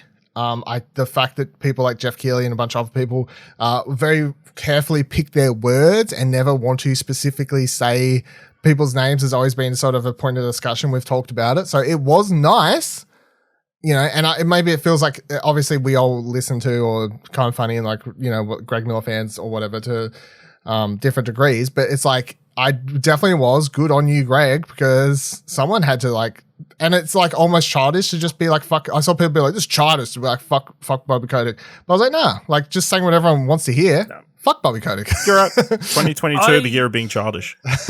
Right? I think I saw a bit of discourse about this online because people be like, well, yeah, this is, he did it there, but why wasn't anybody doing this when the bad stuff was happening and all the terrible things were already happening? It's like, look, yes, nobody could talk about it. I don't think Greg Miller's anybody who's famous and has put out remarks about Ukraine has gotten a bunch of replies about all these other instances all over the Middle East and that kind of stuff. So you can't win in that regard. Like, you can't win, and it's just looking at it. It's like, no, but you've got to look at this as a way of this is finally. If this opens the door for people in these award shows, in these bigger spotlights, to stand up and to say what needs to be said and actually name names and actually take a stand against it instead of like for Jeff Keighley, like I think it just made Jeff in a bad light in the Game Awards because Jeff took this really weird stance of, I'm going to be saying all this thing about we need to make sure we stand together and we look out for each other and that, this kind of thing isn't okay. But at the same time, was trying to be a bit too PR and avoid naming names and avoid directly referencing anything. He addressed the elephant in the room, but he never called it an elephant. Yeah, 100%. And I think that is like, oh, okay, so Jeff is just too worried that he's going to lose support from companies if he does this. And it's like, well, no, like, fuck that. Like, that's just, it needs people, even if it's just a simple fucking childish comment, like, fuck Bobby Kotick, can be, the small pebble that starts an avalanche of people standing up and actually doing what should be done against this stuff. I mean, the important thing is, it's not fuck Activision. It's specifically no fuck Bobby Kotick. So, like, that's the key sort of thing. But I think, like, just continue this a little bit before we move on. I just thought it was interesting. It says, Miller told Kotaku via email that while he was prepared to debate the show's producers and writers about including such a clear critique in their speech, he not only didn't have to, but was also praised for being so upfront. Quote, as we got closer and closer to the DICE Awards, I knew that I wanted to monologue to say something real about both NFTs and abuse that's been allowed to run rampant in the industry. I had seen Jeff get blowback from the Game Awards for not naming names, so I was prepared to fight to get stuff like this in. Continuing, he said, as for the crowd, I don't think they expect us to go so hard. There was the usual smattering of laughs and groans, but there was also the addition of stunned silence. Everyone who approached me afterwards said they loved it and stood by my message. No one told me I was wrong. So yeah, if you do watch the clip, it's like some people like are literally drop their mouths, and then some others are like laughing. Like it's a very like mixed sort of. Well, a lot of those award shows, the audio is not great. The audios aren't great, but if you look at people's faces, like when it cuts to the crowd, you can see which ones look like they're laughing and which ones are a bit like, oh, he said that, like sort of thing, which was quite interesting. But yeah, I think we should just normalize saying fuck at award shows, right? Yeah, I reckon it's fine. Everyone always like, oh no, like there's at least one fuck every award show now when someone says it and they're like, ah. I'm like, yeah, Olivia Colman usually, yeah. Yeah, let's just drop the F-bomb, so that's fine. And then let's run through the Game Award. The fucking Dice Awards, yeah. Let's run through Dice Awards winners because the show, of course, just going to go through all of them from bottom to top here, stopping the ones that sort of stand out. Kieran will complain about It Takes Two eventually. So, Outstanding Achievement Game Direction went to Deathloop. Outstanding Achievement Game Design went to It Takes Two. Online Game of the Year went to Halo Infinite. Mobile Game of the Year went to Pokemon Unite. Outstanding Achievement for an Independent Game went to Unpacking. Yeah, Aussies represent. Aussie represent. Immersive Reality Game of the Year went to Lone Echo 2. Immersive Reality Technical Achievement went to Lone Echo 2. Strategy Simulation Game of the Year went to Age of Empires 4. Sports Game of the Year went to Mario Golf Super Rush. Role Playing Game of the Year went to Final Fantasy 14 Endwalker. You're fucking... he hates it so much now. He doesn't even say anything. Sorry. I was zoning out this entire segment because of his hatred of It Takes Two. I was sorry. There's been a cat randomly walk into my fucking room. What do you mean a random cat? Whole podcast. Wait. Well, okay, it's one of the three. Okay, I was like, there's a random cat. She's not random, but she is random at the same time. She's the most antisocial cat in the world, but for some reason tonight during this podcast, she's decided she walks in and she'll start meowing until I pet her. So I just saw her walk in out of the corner of my fucking eye, and so I turned to look at her to say, all right, do it. I'm waiting, and, you know, that's caught on camera as Final Fantasy Endwalker has done its job. There you go. Cat's more important than Final Fantasy Endwalker. Heard it here first. Cats are pretty cool, though. Racing Game of the Year, Forza Horizon 5. Fighting Game of the Year, Guilty Gear Strive. Family Game of the Year, Ratchet & Clank Rift Apart. Adventure Game of the Year, Guardians of the Galaxy. Underperformed. Action Game of the Year, Halo Infinite. Outstanding Technical Achievement, Ratchet & Clank Rift Apart. Outstanding Achievement Story, Guardians of the Galaxy. Outstanding Achievement Audio Design, Returnal. Outstanding Achievement in Original Music Competition, Returnal. Outstanding Achievement in Character, Resident Evil Village, Lady Dimitrescu. Outstanding Achievement in Art Direction, Ratchet & Clank Rift Apart. Outstanding Achievement in Animation, Ratchet & Clank Rift Apart. And Game of the Year went to It Takes Two. So I don't know how with all those awards how It Takes Two takes out over our just in case Explosion people Network Game of the Year. No, it doesn't. Ratchet and Clank. I should just like for people don't, I should read them. Just the Game of the Year full nominees were Deathloop, Inscription, Ratchet and Clank Rift Apart, Returnal, and then It Takes Two got the big winner chicken dinner there. So yeah, I mean, yeah.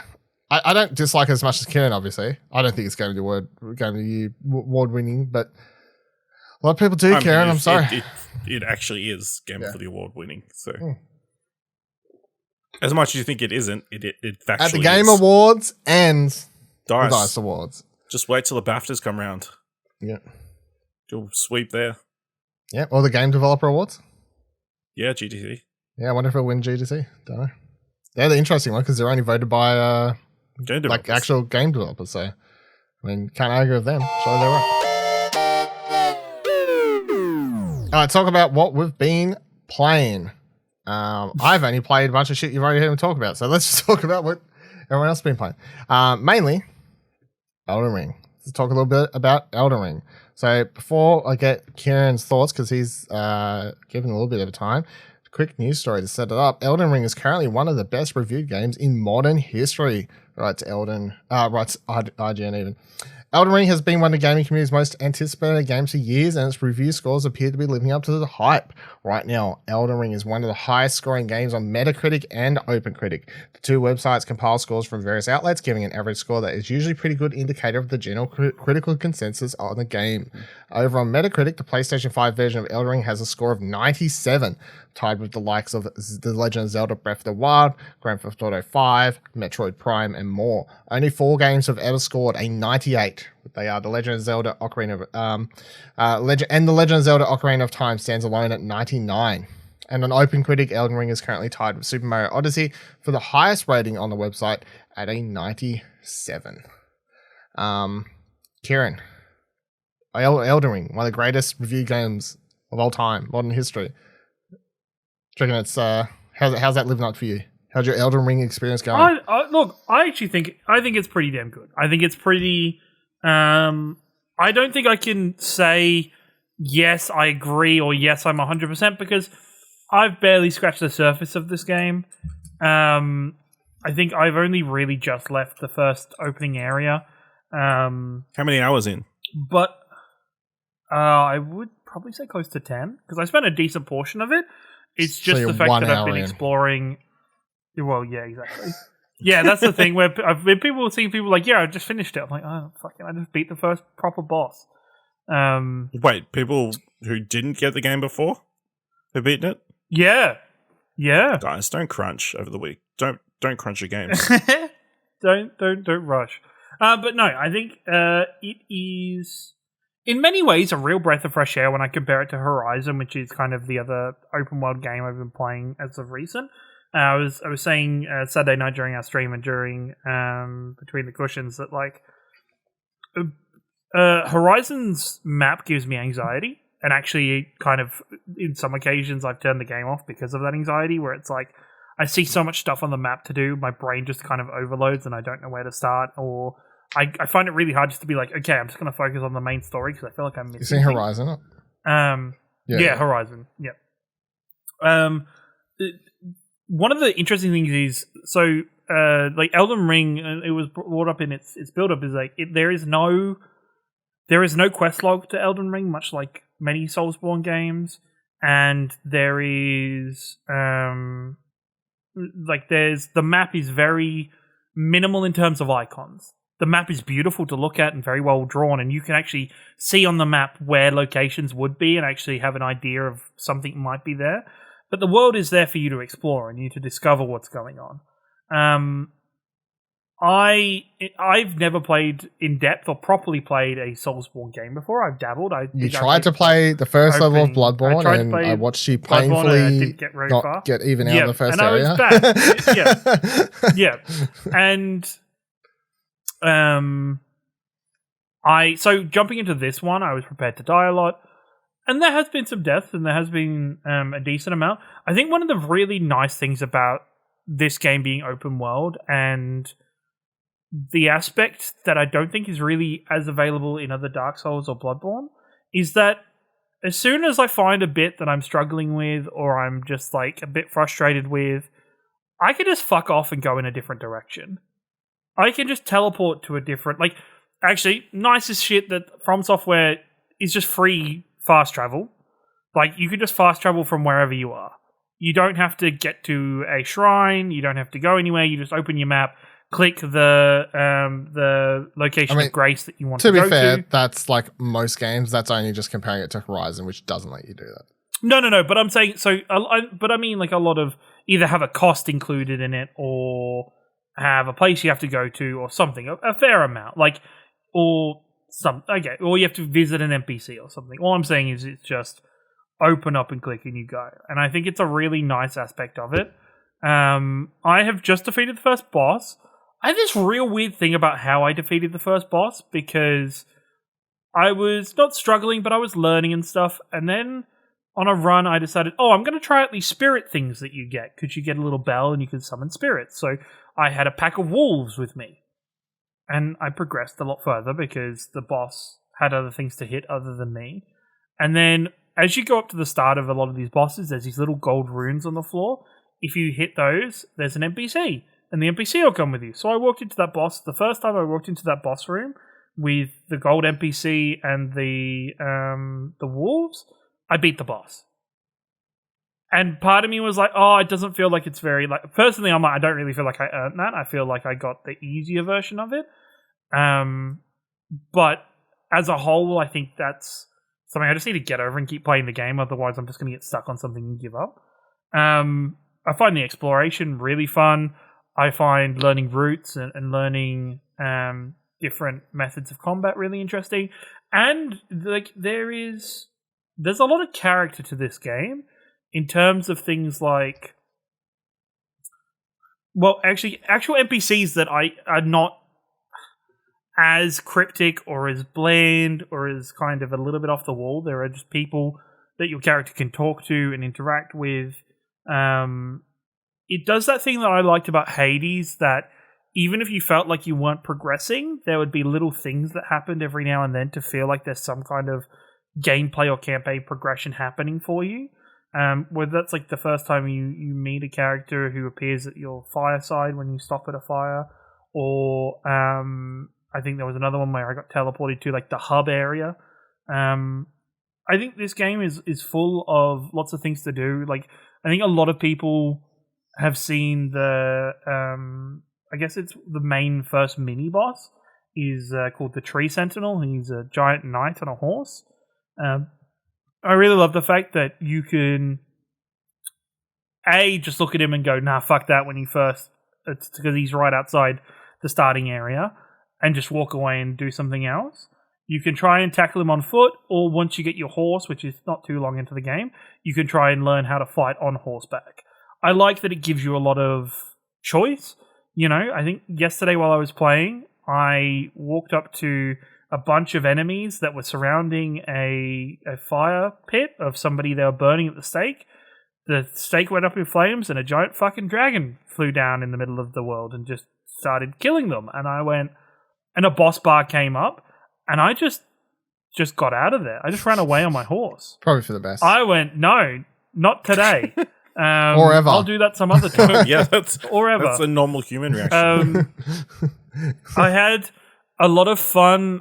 For anybody who doesn't have me on Twitter, I had a lot of fun tweeting or live tweeting while I was playing, and just trying to keep it as non-spoilery as I could, with just my general thoughts. And how did you tweet it out when there's no pause button? Because I either teleported it to a Shrine of Grace or I was in a safe spot. There's not always enemies around. I think that's the not map what I believe pauses. Dark Souls games like. I think that the map pauses as well. Maybe I don't know. I heard there is I haven't no opened the map pause. anymore. There's never pause in Dark think Souls or Souls games. There's never any pause. That makes sense. But no, I think this is the most accessible Souls game there's ever been. I think there is a lot of things that you can do to make your experience better. Whether it is using spirits and collecting spirits, whether it is getting multiplayer help, whether it is getting yourself a bit like grinding a bit and getting yourself kind of higher leveled before approaching stuff. I'm really enjoying it. I'm having a lot of fun. There's a lot more character, a lot more vigor to this world overall. And I'm looking forward to keep kind of chipping away at it and going back and forth with this game. I don't think this will be I'm only playing this game. I think this will be when I'm not playing Horizon or something else, I'll go back to Elden Ring and just keep chipping away, because the game seems like it's absolutely massive. Sorry, I haven't started the game yet, but a couple of points I thought interesting. Most notably the comment about this being the most accessible Souls game. I've seen a lot of people who have played all the Souls likes say this is like sorta like it's a little bit more accessible because you have options, but they're also like it's probably still like a lot of people say it's the hardest or maybe the second hardest of the franchise, but it's just because you've got the options that sort of alleviates that brick wall head just bang against the same boss over and over and over. And because you don't have that, maybe that's why it's going to be a lot better for people to play, because they can just fuck off and do something. But apparently the difficulty, like people say a lot of the bosses in this are some of the hardest in the game. So, I mean, the game has like 1 billion bosses too. I don't know, it's like over 100 or some shit. So there was a lot. I fought a lot of bosses. A lot of times I've been like, okay, is this a proper boss, or is this a mini boss, or is this some dude with a bigger health bar? What's the go here? I will say my toughest enemy of this game so far has been elevators. Because you keep elevators are rolling to your doom or something? A couple different ones. I got into the habit of if there's an elevator before a boss fight, send the elevator back up for myself, so I have an easier time. The problem with that is there's a lot of times so far in a couple of the elevator areas where you've had to jump off the elevator to get to a different section. Like the elevator hasn't stopped everywhere. So there's been a couple times where I've jumped off, not realized that I've sent the elevator up, and then I've gone to jump down onto the elevator, and there's no floor under it. There's just a pit of death. And I've done that several times, and there was one of the times I lost like 5k runes, which are the equivalent of souls in the previous games. That was a hard pill to swallow, because once they're gone, they're gone. What are you playing as, by the way? I'm playing as a samurai.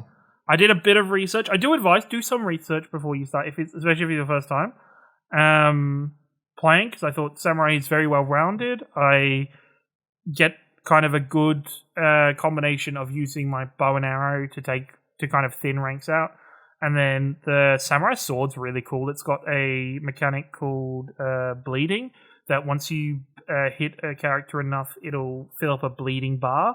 And then once that bar's full, it'll make them hemorrhage a large chunk of damage all at once. So that's a really fun mechanic. There's a lot of little mechanics like that I really like. Like, I enjoy that poison isn't just straight up you start taking damage. It's you have to wait till the poison bar is filled, and the better you are at immunity and stuff like that to poison, the longer it takes for the bar to fill. There's a lot of the more punishing stuff that hasn't happened to me yet. Like, I haven't opened a chest and be teleported the other side of the fucking map yet. I'm looking forward to that. I mean, at least they don't kill you, like other Souls games where you'd open the chest and it would just kill you, so... Yeah. Yep. There's been lots of, like, jump scares where I've, like, shit myself when something has been hiding around the corner, or,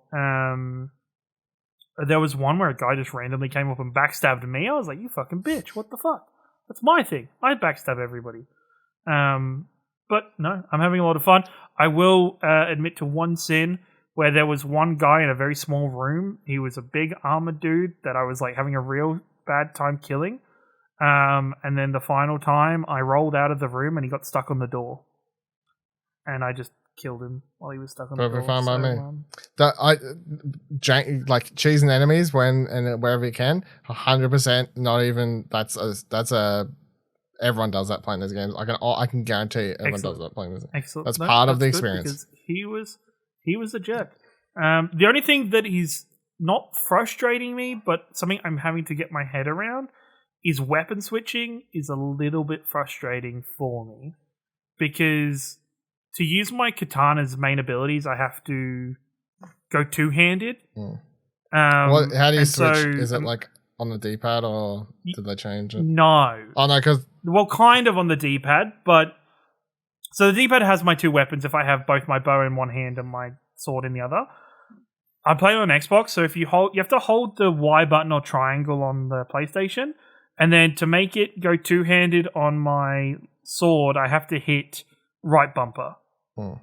I think right bumper once or twice. But if I've got my longbow in my hand, I have to hold Y, press right bumper once to make it pull the sword out, and then press that same combination again to make it two-handed. Yeah, that's... Which makes switching a little cumbersome when I'm switching between it, because, you know, the idea is at the start of a boss fight, you ping the boss a couple times while it's running at you and then switch to a weapon. But, yeah. Other than that, everything else has been pretty stock standard, pretty normal. So this is an interesting story to add on here too. So PC Gamer has a story that says Hidetaka Miyazaki, creator of Soul series and Elden Ring, gave an interview to New Yorker, covering his inspirations, artistic goals, and some ruminations on his meteoric rise through the games industry in the past decade. Miyazaki was candid about his own mechanical skills with games, expressing, quote, "I've never been a very skilled player. I die a lot. If death is to be more than a mark of failure, how do I give it meaning? How do I make death enjoyable?" Miyazaki was adamant in the interview that his game's difficulty is a core part of their nature, but he wasn't dismissive of criticisms of players turned off by their design, offering that he does, quote, "feel apologetic towards anyone who feels there's just too much to overcome," end quote, in his games. But that he just wants, quote, "as many players as possible to experience the joy that comes from overcoming hardship," end quote. PC Gamer continues, I was fascinated by the features exploration of Miyazaki's personal story. He grew up under difficult circumstances and took a well-paying but unfulfilling job out of college to help support his family after making a late career shift to the games industry inspired by Fumito Ueda's Ico. Miyazaki was put in charge of a failing project to give the license to take risks with it. The project would end up being 2009's Demon's Souls, which established the series' most defining characteristics. Yeah, it's a good article, but yeah, I think it's funny how he's like, I mean, he's sticking to his guns throughout it, like sort of being like, you know, I don't think he's bullshit. I don't feel like he's being like bullshit. Like I do feel like it's like him, like within his nature to be like, I do feel sorry, but I just want people to experience see, I don't feel like he builds the game. I truly do believe that's what he built. Like, and I understand it to a degree. Like that line about, I want as many players as possible to experience the joy that comes from overcoming hardship. I don't think that's some like bullshit line he's throwing out. I do think that's why the games are designed to be hard. They're not designed to be hard because he wants to make them for true gamers. I think he just loves that general feeling that comes from beating a very challenging boss in a video game, and then that endorphin feeling you get following that. I feel like that's what he builds the games around. Agree. So I agree, because I think, when I beat Man on Horse, as I lovingly called him, it felt great. Like, it felt euphoric, especially him being in the open world was especially different because it means when I run back through that area in future, he's not going to be roaming around there anymore. He's gone. I don't have to deal with that, but I get to experience that memory and look back at that a little bit more as I'm running through. You run through and like, there used to be a man on a horse around here. Used to be man on horse around here. Now I'm the man and the horse around here. People better come challenge me and get destroyed. Yeah. I mean, I saw, like, I know because, like, not spend too much time on it because it just sort of gets boring to discuss this to a degree, but, the difficulty discussion every time a Souls game or a hard game releases, but primarily a Souls game. But I think Danny O'Dwyer did, like, just a funny couple tweets about it I saw this morning where he's like, it is interesting that the Souls games, a niche genre that targets, like, a very specific, like, sort of type gamer or whatever, has now blown up to the point that it is such a huge game. Like Elden Ring was this massive game, even though it shouldn't be, almost. Winner of 2 Game Awards for most anticipated game. Yeah, like it's this massive thing that everyone has got so excited about. It's one of the most well-reviewed games of all time. And yet it also causes all this discussion around how people can't actually beat it, and yet it's like the most talked about game, and a lot of people won't build it. Like he's like, there's not. He was, I think, rightfully pointing out there really hasn't been maybe another franchise or less franchise, I guess, like developer with a type of game that's done something like this, like has created such a niche game that has grown into this massive thing. And it makes a lot of money for sure because it's been selling like hotcakes. Most talked about thing, and I'm guaranteeing more people will probably try this one than any other game because it's been talked about and reviewed so highly. I reckon this will be a lot of people's first Souls-like. But yeah, it just targets such a specific audience, and most people buying it probably won't even end up finishing it. Which, like, compared to other, like you compare that to old other games and like the 90+ Metacritics, most people who probably bought the 90+ Metacritic games would finish them.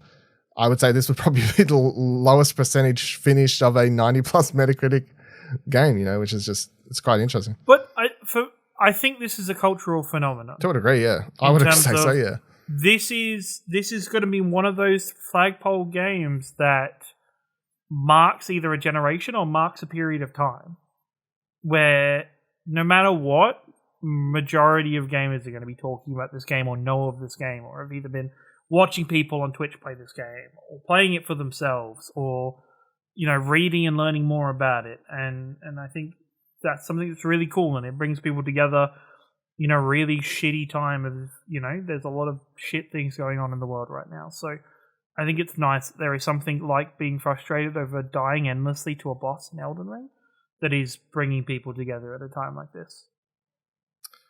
Yeah, it's been interesting to read all the Twitter discussions, especially as I'm just committed to not starting it until I've got the time to commit to it a bit more. But as much as I'm also committed to not playing it until it. Yeah. Fuck off, actually. You're just not playing it. You just... I feel bad, though, because this was like obviously one of my most anticipated games of the year, and I'm trying to be like It's fine. But I feel like you do have.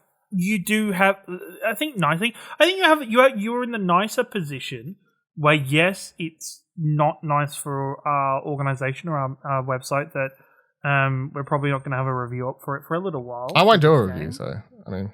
Yeah, I didn't get sent. but I don't think. Didn't get sent we didn't get sent a code, so we're not under obligation to write a review.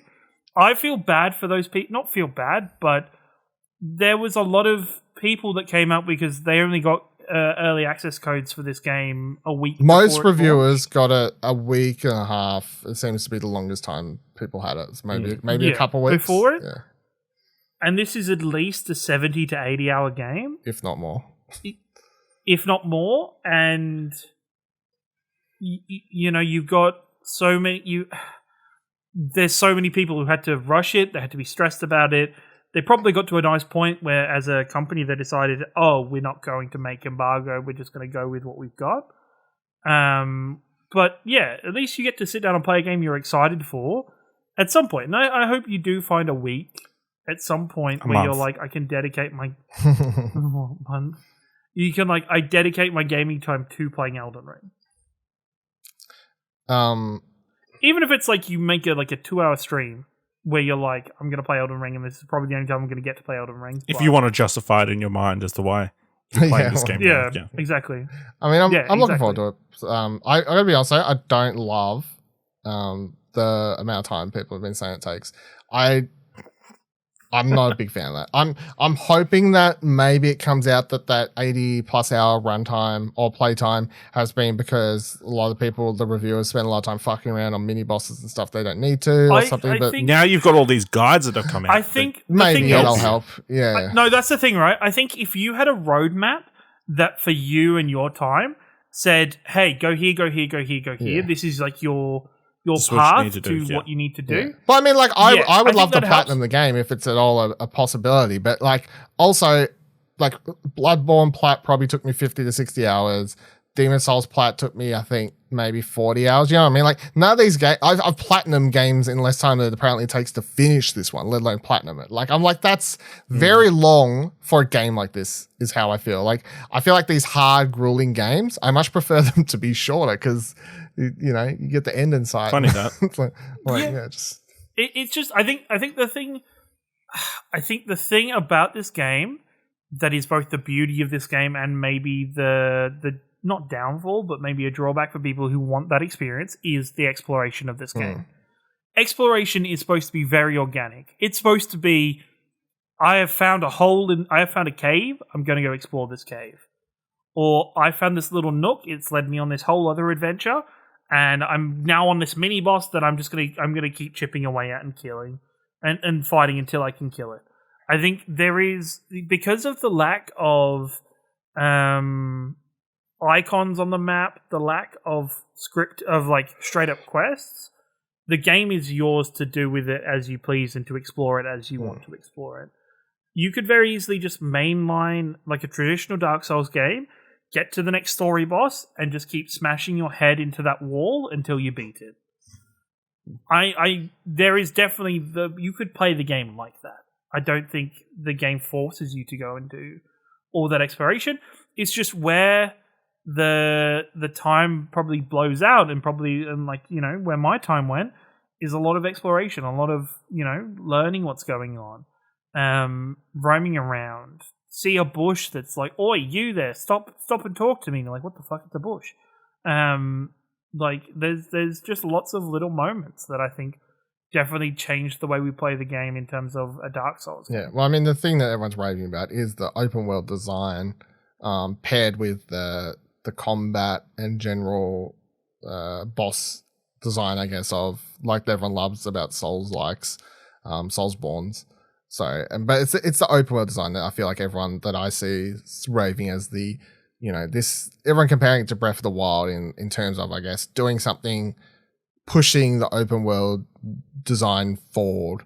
And it is just unfortunate Horizon, really.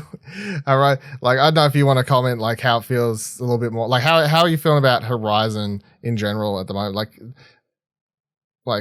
If you could go play one game now, would you want to play Horizon or Elden Ring? Depends. I feel like for Horizon, right? I need to be in the mood that is a lot more structured and a lot more motivated about, I'm going to go into this game and I'm going to clear off some stuff on the map. I'm going to keep going through the story. I don't know why. The game just makes me feel like that. Whereas Elden Ring, I just have a little bit...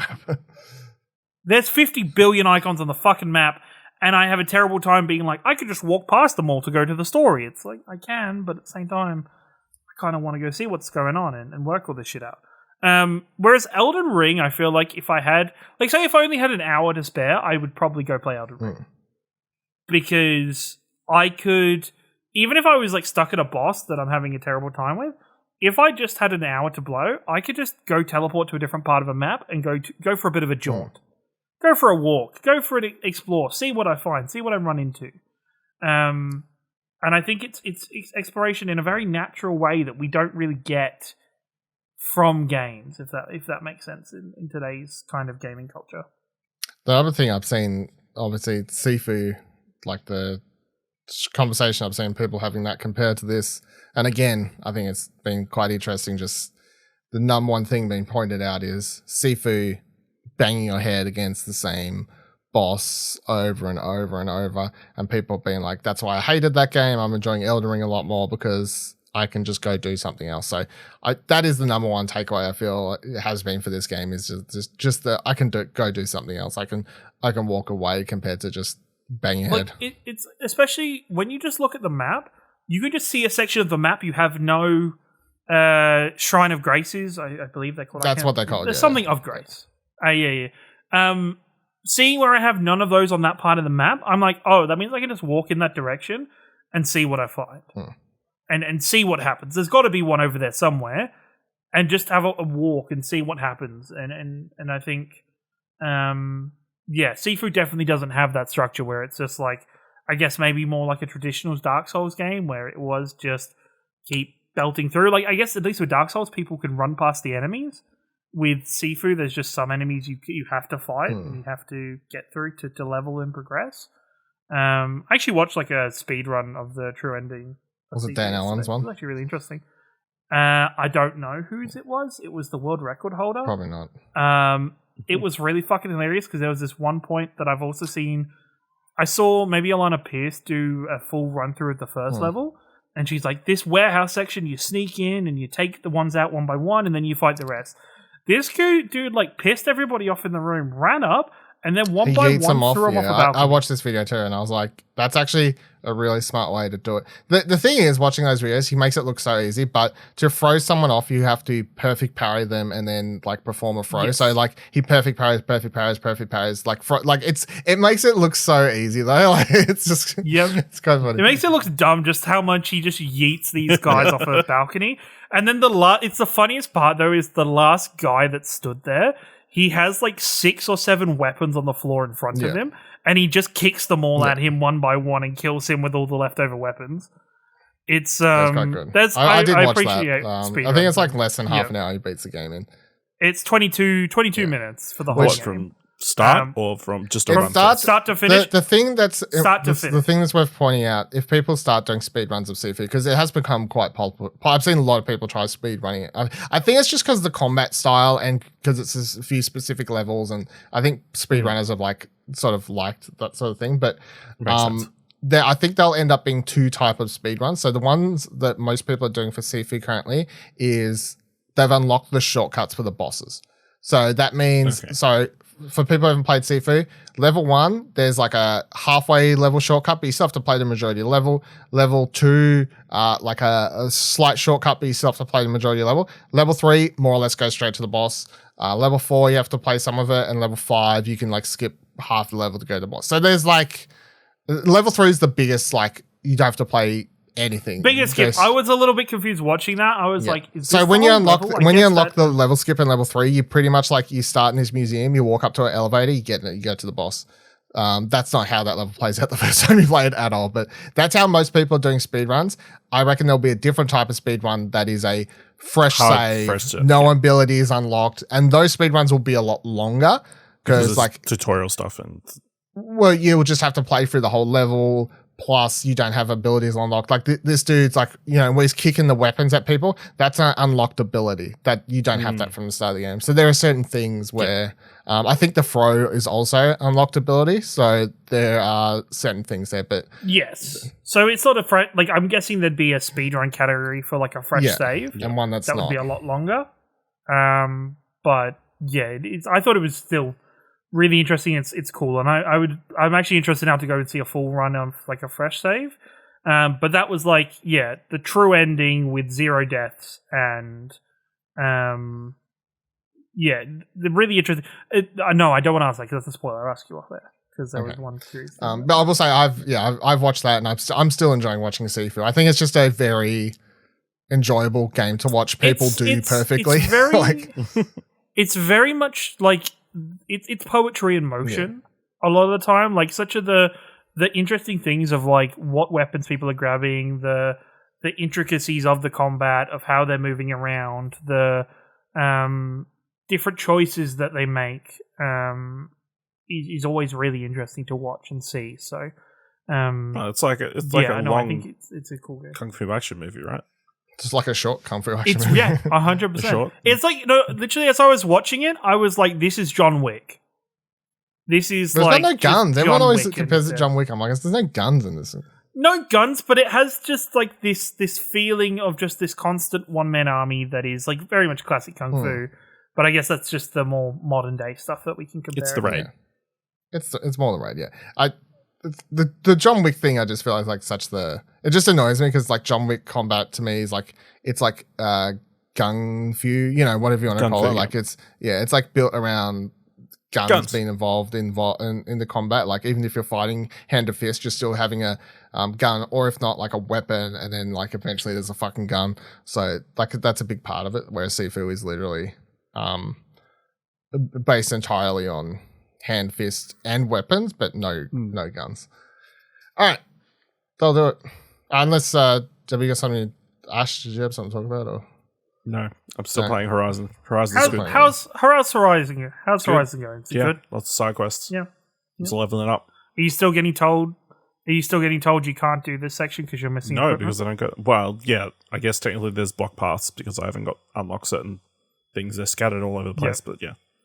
I haven't ventured too far. Well, it's actually minor thing. How do people feel about Machine Strike? Because I've seen a lot of people complaining about Machine Strike recently, and I'm like, what? That game, the chess game. That is, fine. I was like, it's not. I was like, good. It's all right. It's not amazing. It's not something you desperately want to do.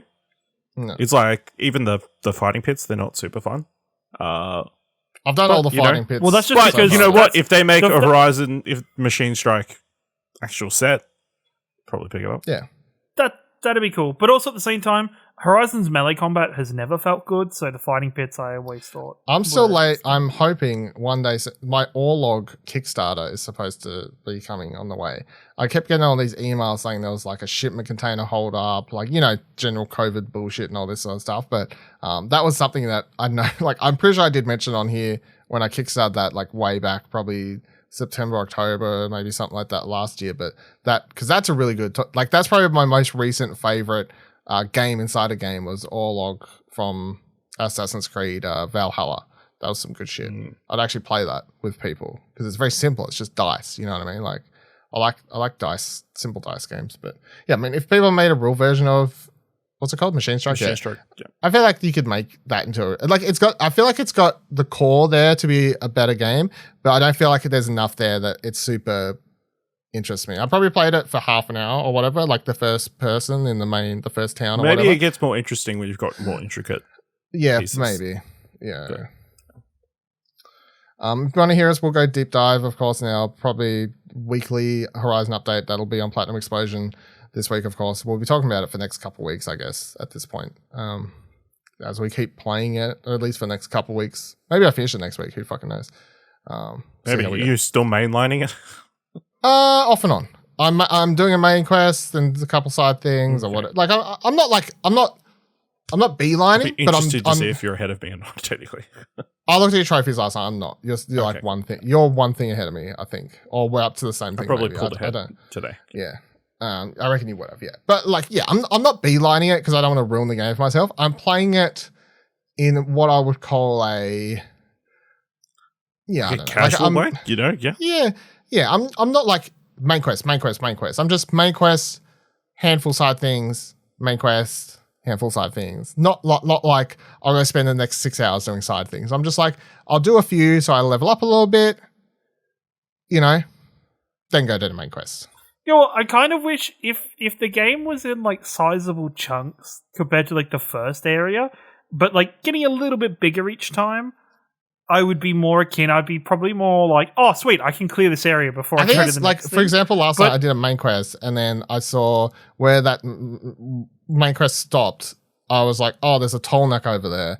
So I went and did the toll neck, and then there was a side quest like right next to it. So I was like, I'll do that. And then by the time I finished that side quest, there was like another thing, like side quest right next to it. So I did that. And then by the time I did that, there was nothing else near me. So then I was like, all right, now I'm going to wander up to the main quest, and I just make sure to stop at every campfire along the way and like kill and scan as many dinos as I can on the way as I'm sort of going, and making sure to stop at every campfire to unlock it and stuff like that. And I get to the next main quest, I'm like, cool, like I'm good. Like I'm still over the recommended level, so yeah. You know what? I felt like this is how much, or maybe how little attention I paid to some trailers. Obviously, to games I already know I'm going to play this. I had it fucking triggered that it was all dinosaurs. I don't know how. All dinosaurs. It was just they're a very all dinosaurs. Well, there's just a lot. Like there's kangaroos and yeah, stuff, but like the fucking leapers. The main things. The first game was dealing with them. The first game was primarily animals. Yeah, there's like just a thundershaw. Yeah, and now the plot line is it's a bit more dinosaurs because like the machines ran out of animals, so they went through human history and found other shit to create, more or less, I guess is the story behind that, I think. Is that right, Ash? I guess the thing got corrupted, so they're doing more killer machines. Yeah, instead of nice ones, yeah. Yeah, so dinosaurs are killers. I have to say, I wish the weapons wheel had more options, segments to it, options to it, because I feel like even in the small areas I've played, there is more fucking types of weaponry that I've been given that I can't put on my wheel. I've got so many weapons. I should probably sell some. I'm upgrading everything, even if it's something that I don't need necessarily. I'm like, I'll just upgrade you. Just to knock that thing off, so it's not the one is not next to that thing. Yeah. I'll tell you what I did do though before you wrap up, just side note, because I did look at Ash's trophies last night because I was like, I wonder where, like, just to see if I had passed you somehow or something like that. But I was like looking for your trophies. I had the one for like upgrading every pouch at least once or whatever, and you didn't. And I was like, I think that was because at the start of the game in the first area, I just made like a little, like, you can make your own quests for stuff. I made my own quest for every single one, and really just nice went feature, around and like got all the animal parts I needed. No, do you know what it was? I only just unlocked this trophy. I had not bought any food until I needed to for a quest. Oh, like to eat, really? Like as in like you had it for the side. You hadn't even done the side quest, or did you do the side quest but you didn't talk to him again for the free food? I don't think he gives you free food. Okay, he does. He gives you one free meal. I got 2 free meals. Well, whatever it is, he gives you 1 or 2 free meals. Maybe. It's like a basic stew thing, yeah. If you talk to him the second time after you do his quest, he's like, yeah, the first lot, this lot's on me. And you go, thanks, mate. And you I thought I had, but obviously I hadn't. So yeah, I've been using because the tutorial thing didn't pop up till. Yeah, I mean, this is from the opening area of the game. So like, I've been using food the entire game because like pretty much every time I go into a big fight, I pop a stew because it gives you, I think, plus 25 attack, plus 25 defense or something like that. So I've been using those the entire game. Yeah, they're like little boosters. I've not. Look, I'm playing the game properly over here, eat my food before battles. Playing the game, eat my dinners before the game. No, then you get sick stomach, right? When you do physical activity after you run. That's what they say, but it's all lies. Exactly. I couldn't think of anything worse. Getting into combat after you've eaten a heavy stew. Fuck that. Oh, that's got to be the worst. Feel like kind of sloshing around inside of you. Yeah, you're gonna send your own projectiles back at these. These guys firing out at you. I just remember something else I played just quickly that I just want to say I was very annoyed about. So, Oh my fucking God. This is just a quick side note. I'm not actually going to talk about it. But like the other day, I was like, I need to pop in town. I need to go to a couple shops. And then they had like a Pokemon Go day thing on. So I was like, I'm going to town anyway. I'm like, I might as well spend an extra hour in town just like do a lap walking around. You know, walking's good for you and all that sort of stuff. So I was like, I'll do the event today. So it costs like $8, right, for this event because it's like one of their major ones you go buy a ticket thing for. What? So like real world. It's like one of their major ones. So you give me shit for spending money. yeah, on $8 compared to $800. Calm the fuck down. Fuck off 800. It's at least 2,000. Yeah, and you're supposed to get these like increased shiny chances, right, for Pokemon because you spend $8 and whatever. So I was like, yeah, cool. I better get some shinies. I got one shiny the entire fucking time. Entire time wandering around. Everyone else is playing the game for 5 minutes. They're catching shinies just around the center. Shree got like fucking 15 or some bullshit. I see all these people on Twitter posting shinies all day. I reckon I got completely shafted. I would like a refund, Niantic. You wasted my time. Fuck you. The game's bad. Should have looked more carefully for the shinies. Bullshit. Yeah. Probably a couple extra streets over. It's fucking outrageous. I wasn't happy. I tell you what, I was not happy. I was actually legit annoyed. Anyway, let's know any comments, questions, or concerns you have about the show by tweeting in us or joining the Discord. You can find all of our Twitters by heading to explosionnetwork.com/Twitter. If you follow Kieran over there, you can see him do his live tweets at Elden Ring. I'll do more live tweets. I enjoy it. Join our Discord. Come talk to us over there. explosionnetwork.com/Discord. It's helpful when we're doing What the Dub nights, and you can be part of it if you are. We'll post the thing in the Discord only chat. If you liked this episode and thought it was worth $1 or more, head on over to explosionnetwork.com/support to donate as little as $1 to help support the show, the website, and Arca Couch Between the Cushions, your free show that should be worth $1. It's free not show actually that other people this, make you pay This for. show's worth $1. That one won't be, but anyway, it's fine. No, but it is worth $1. We're just not making you pay $1. Yeah. See you here, same time, same couch next week. Bye bye.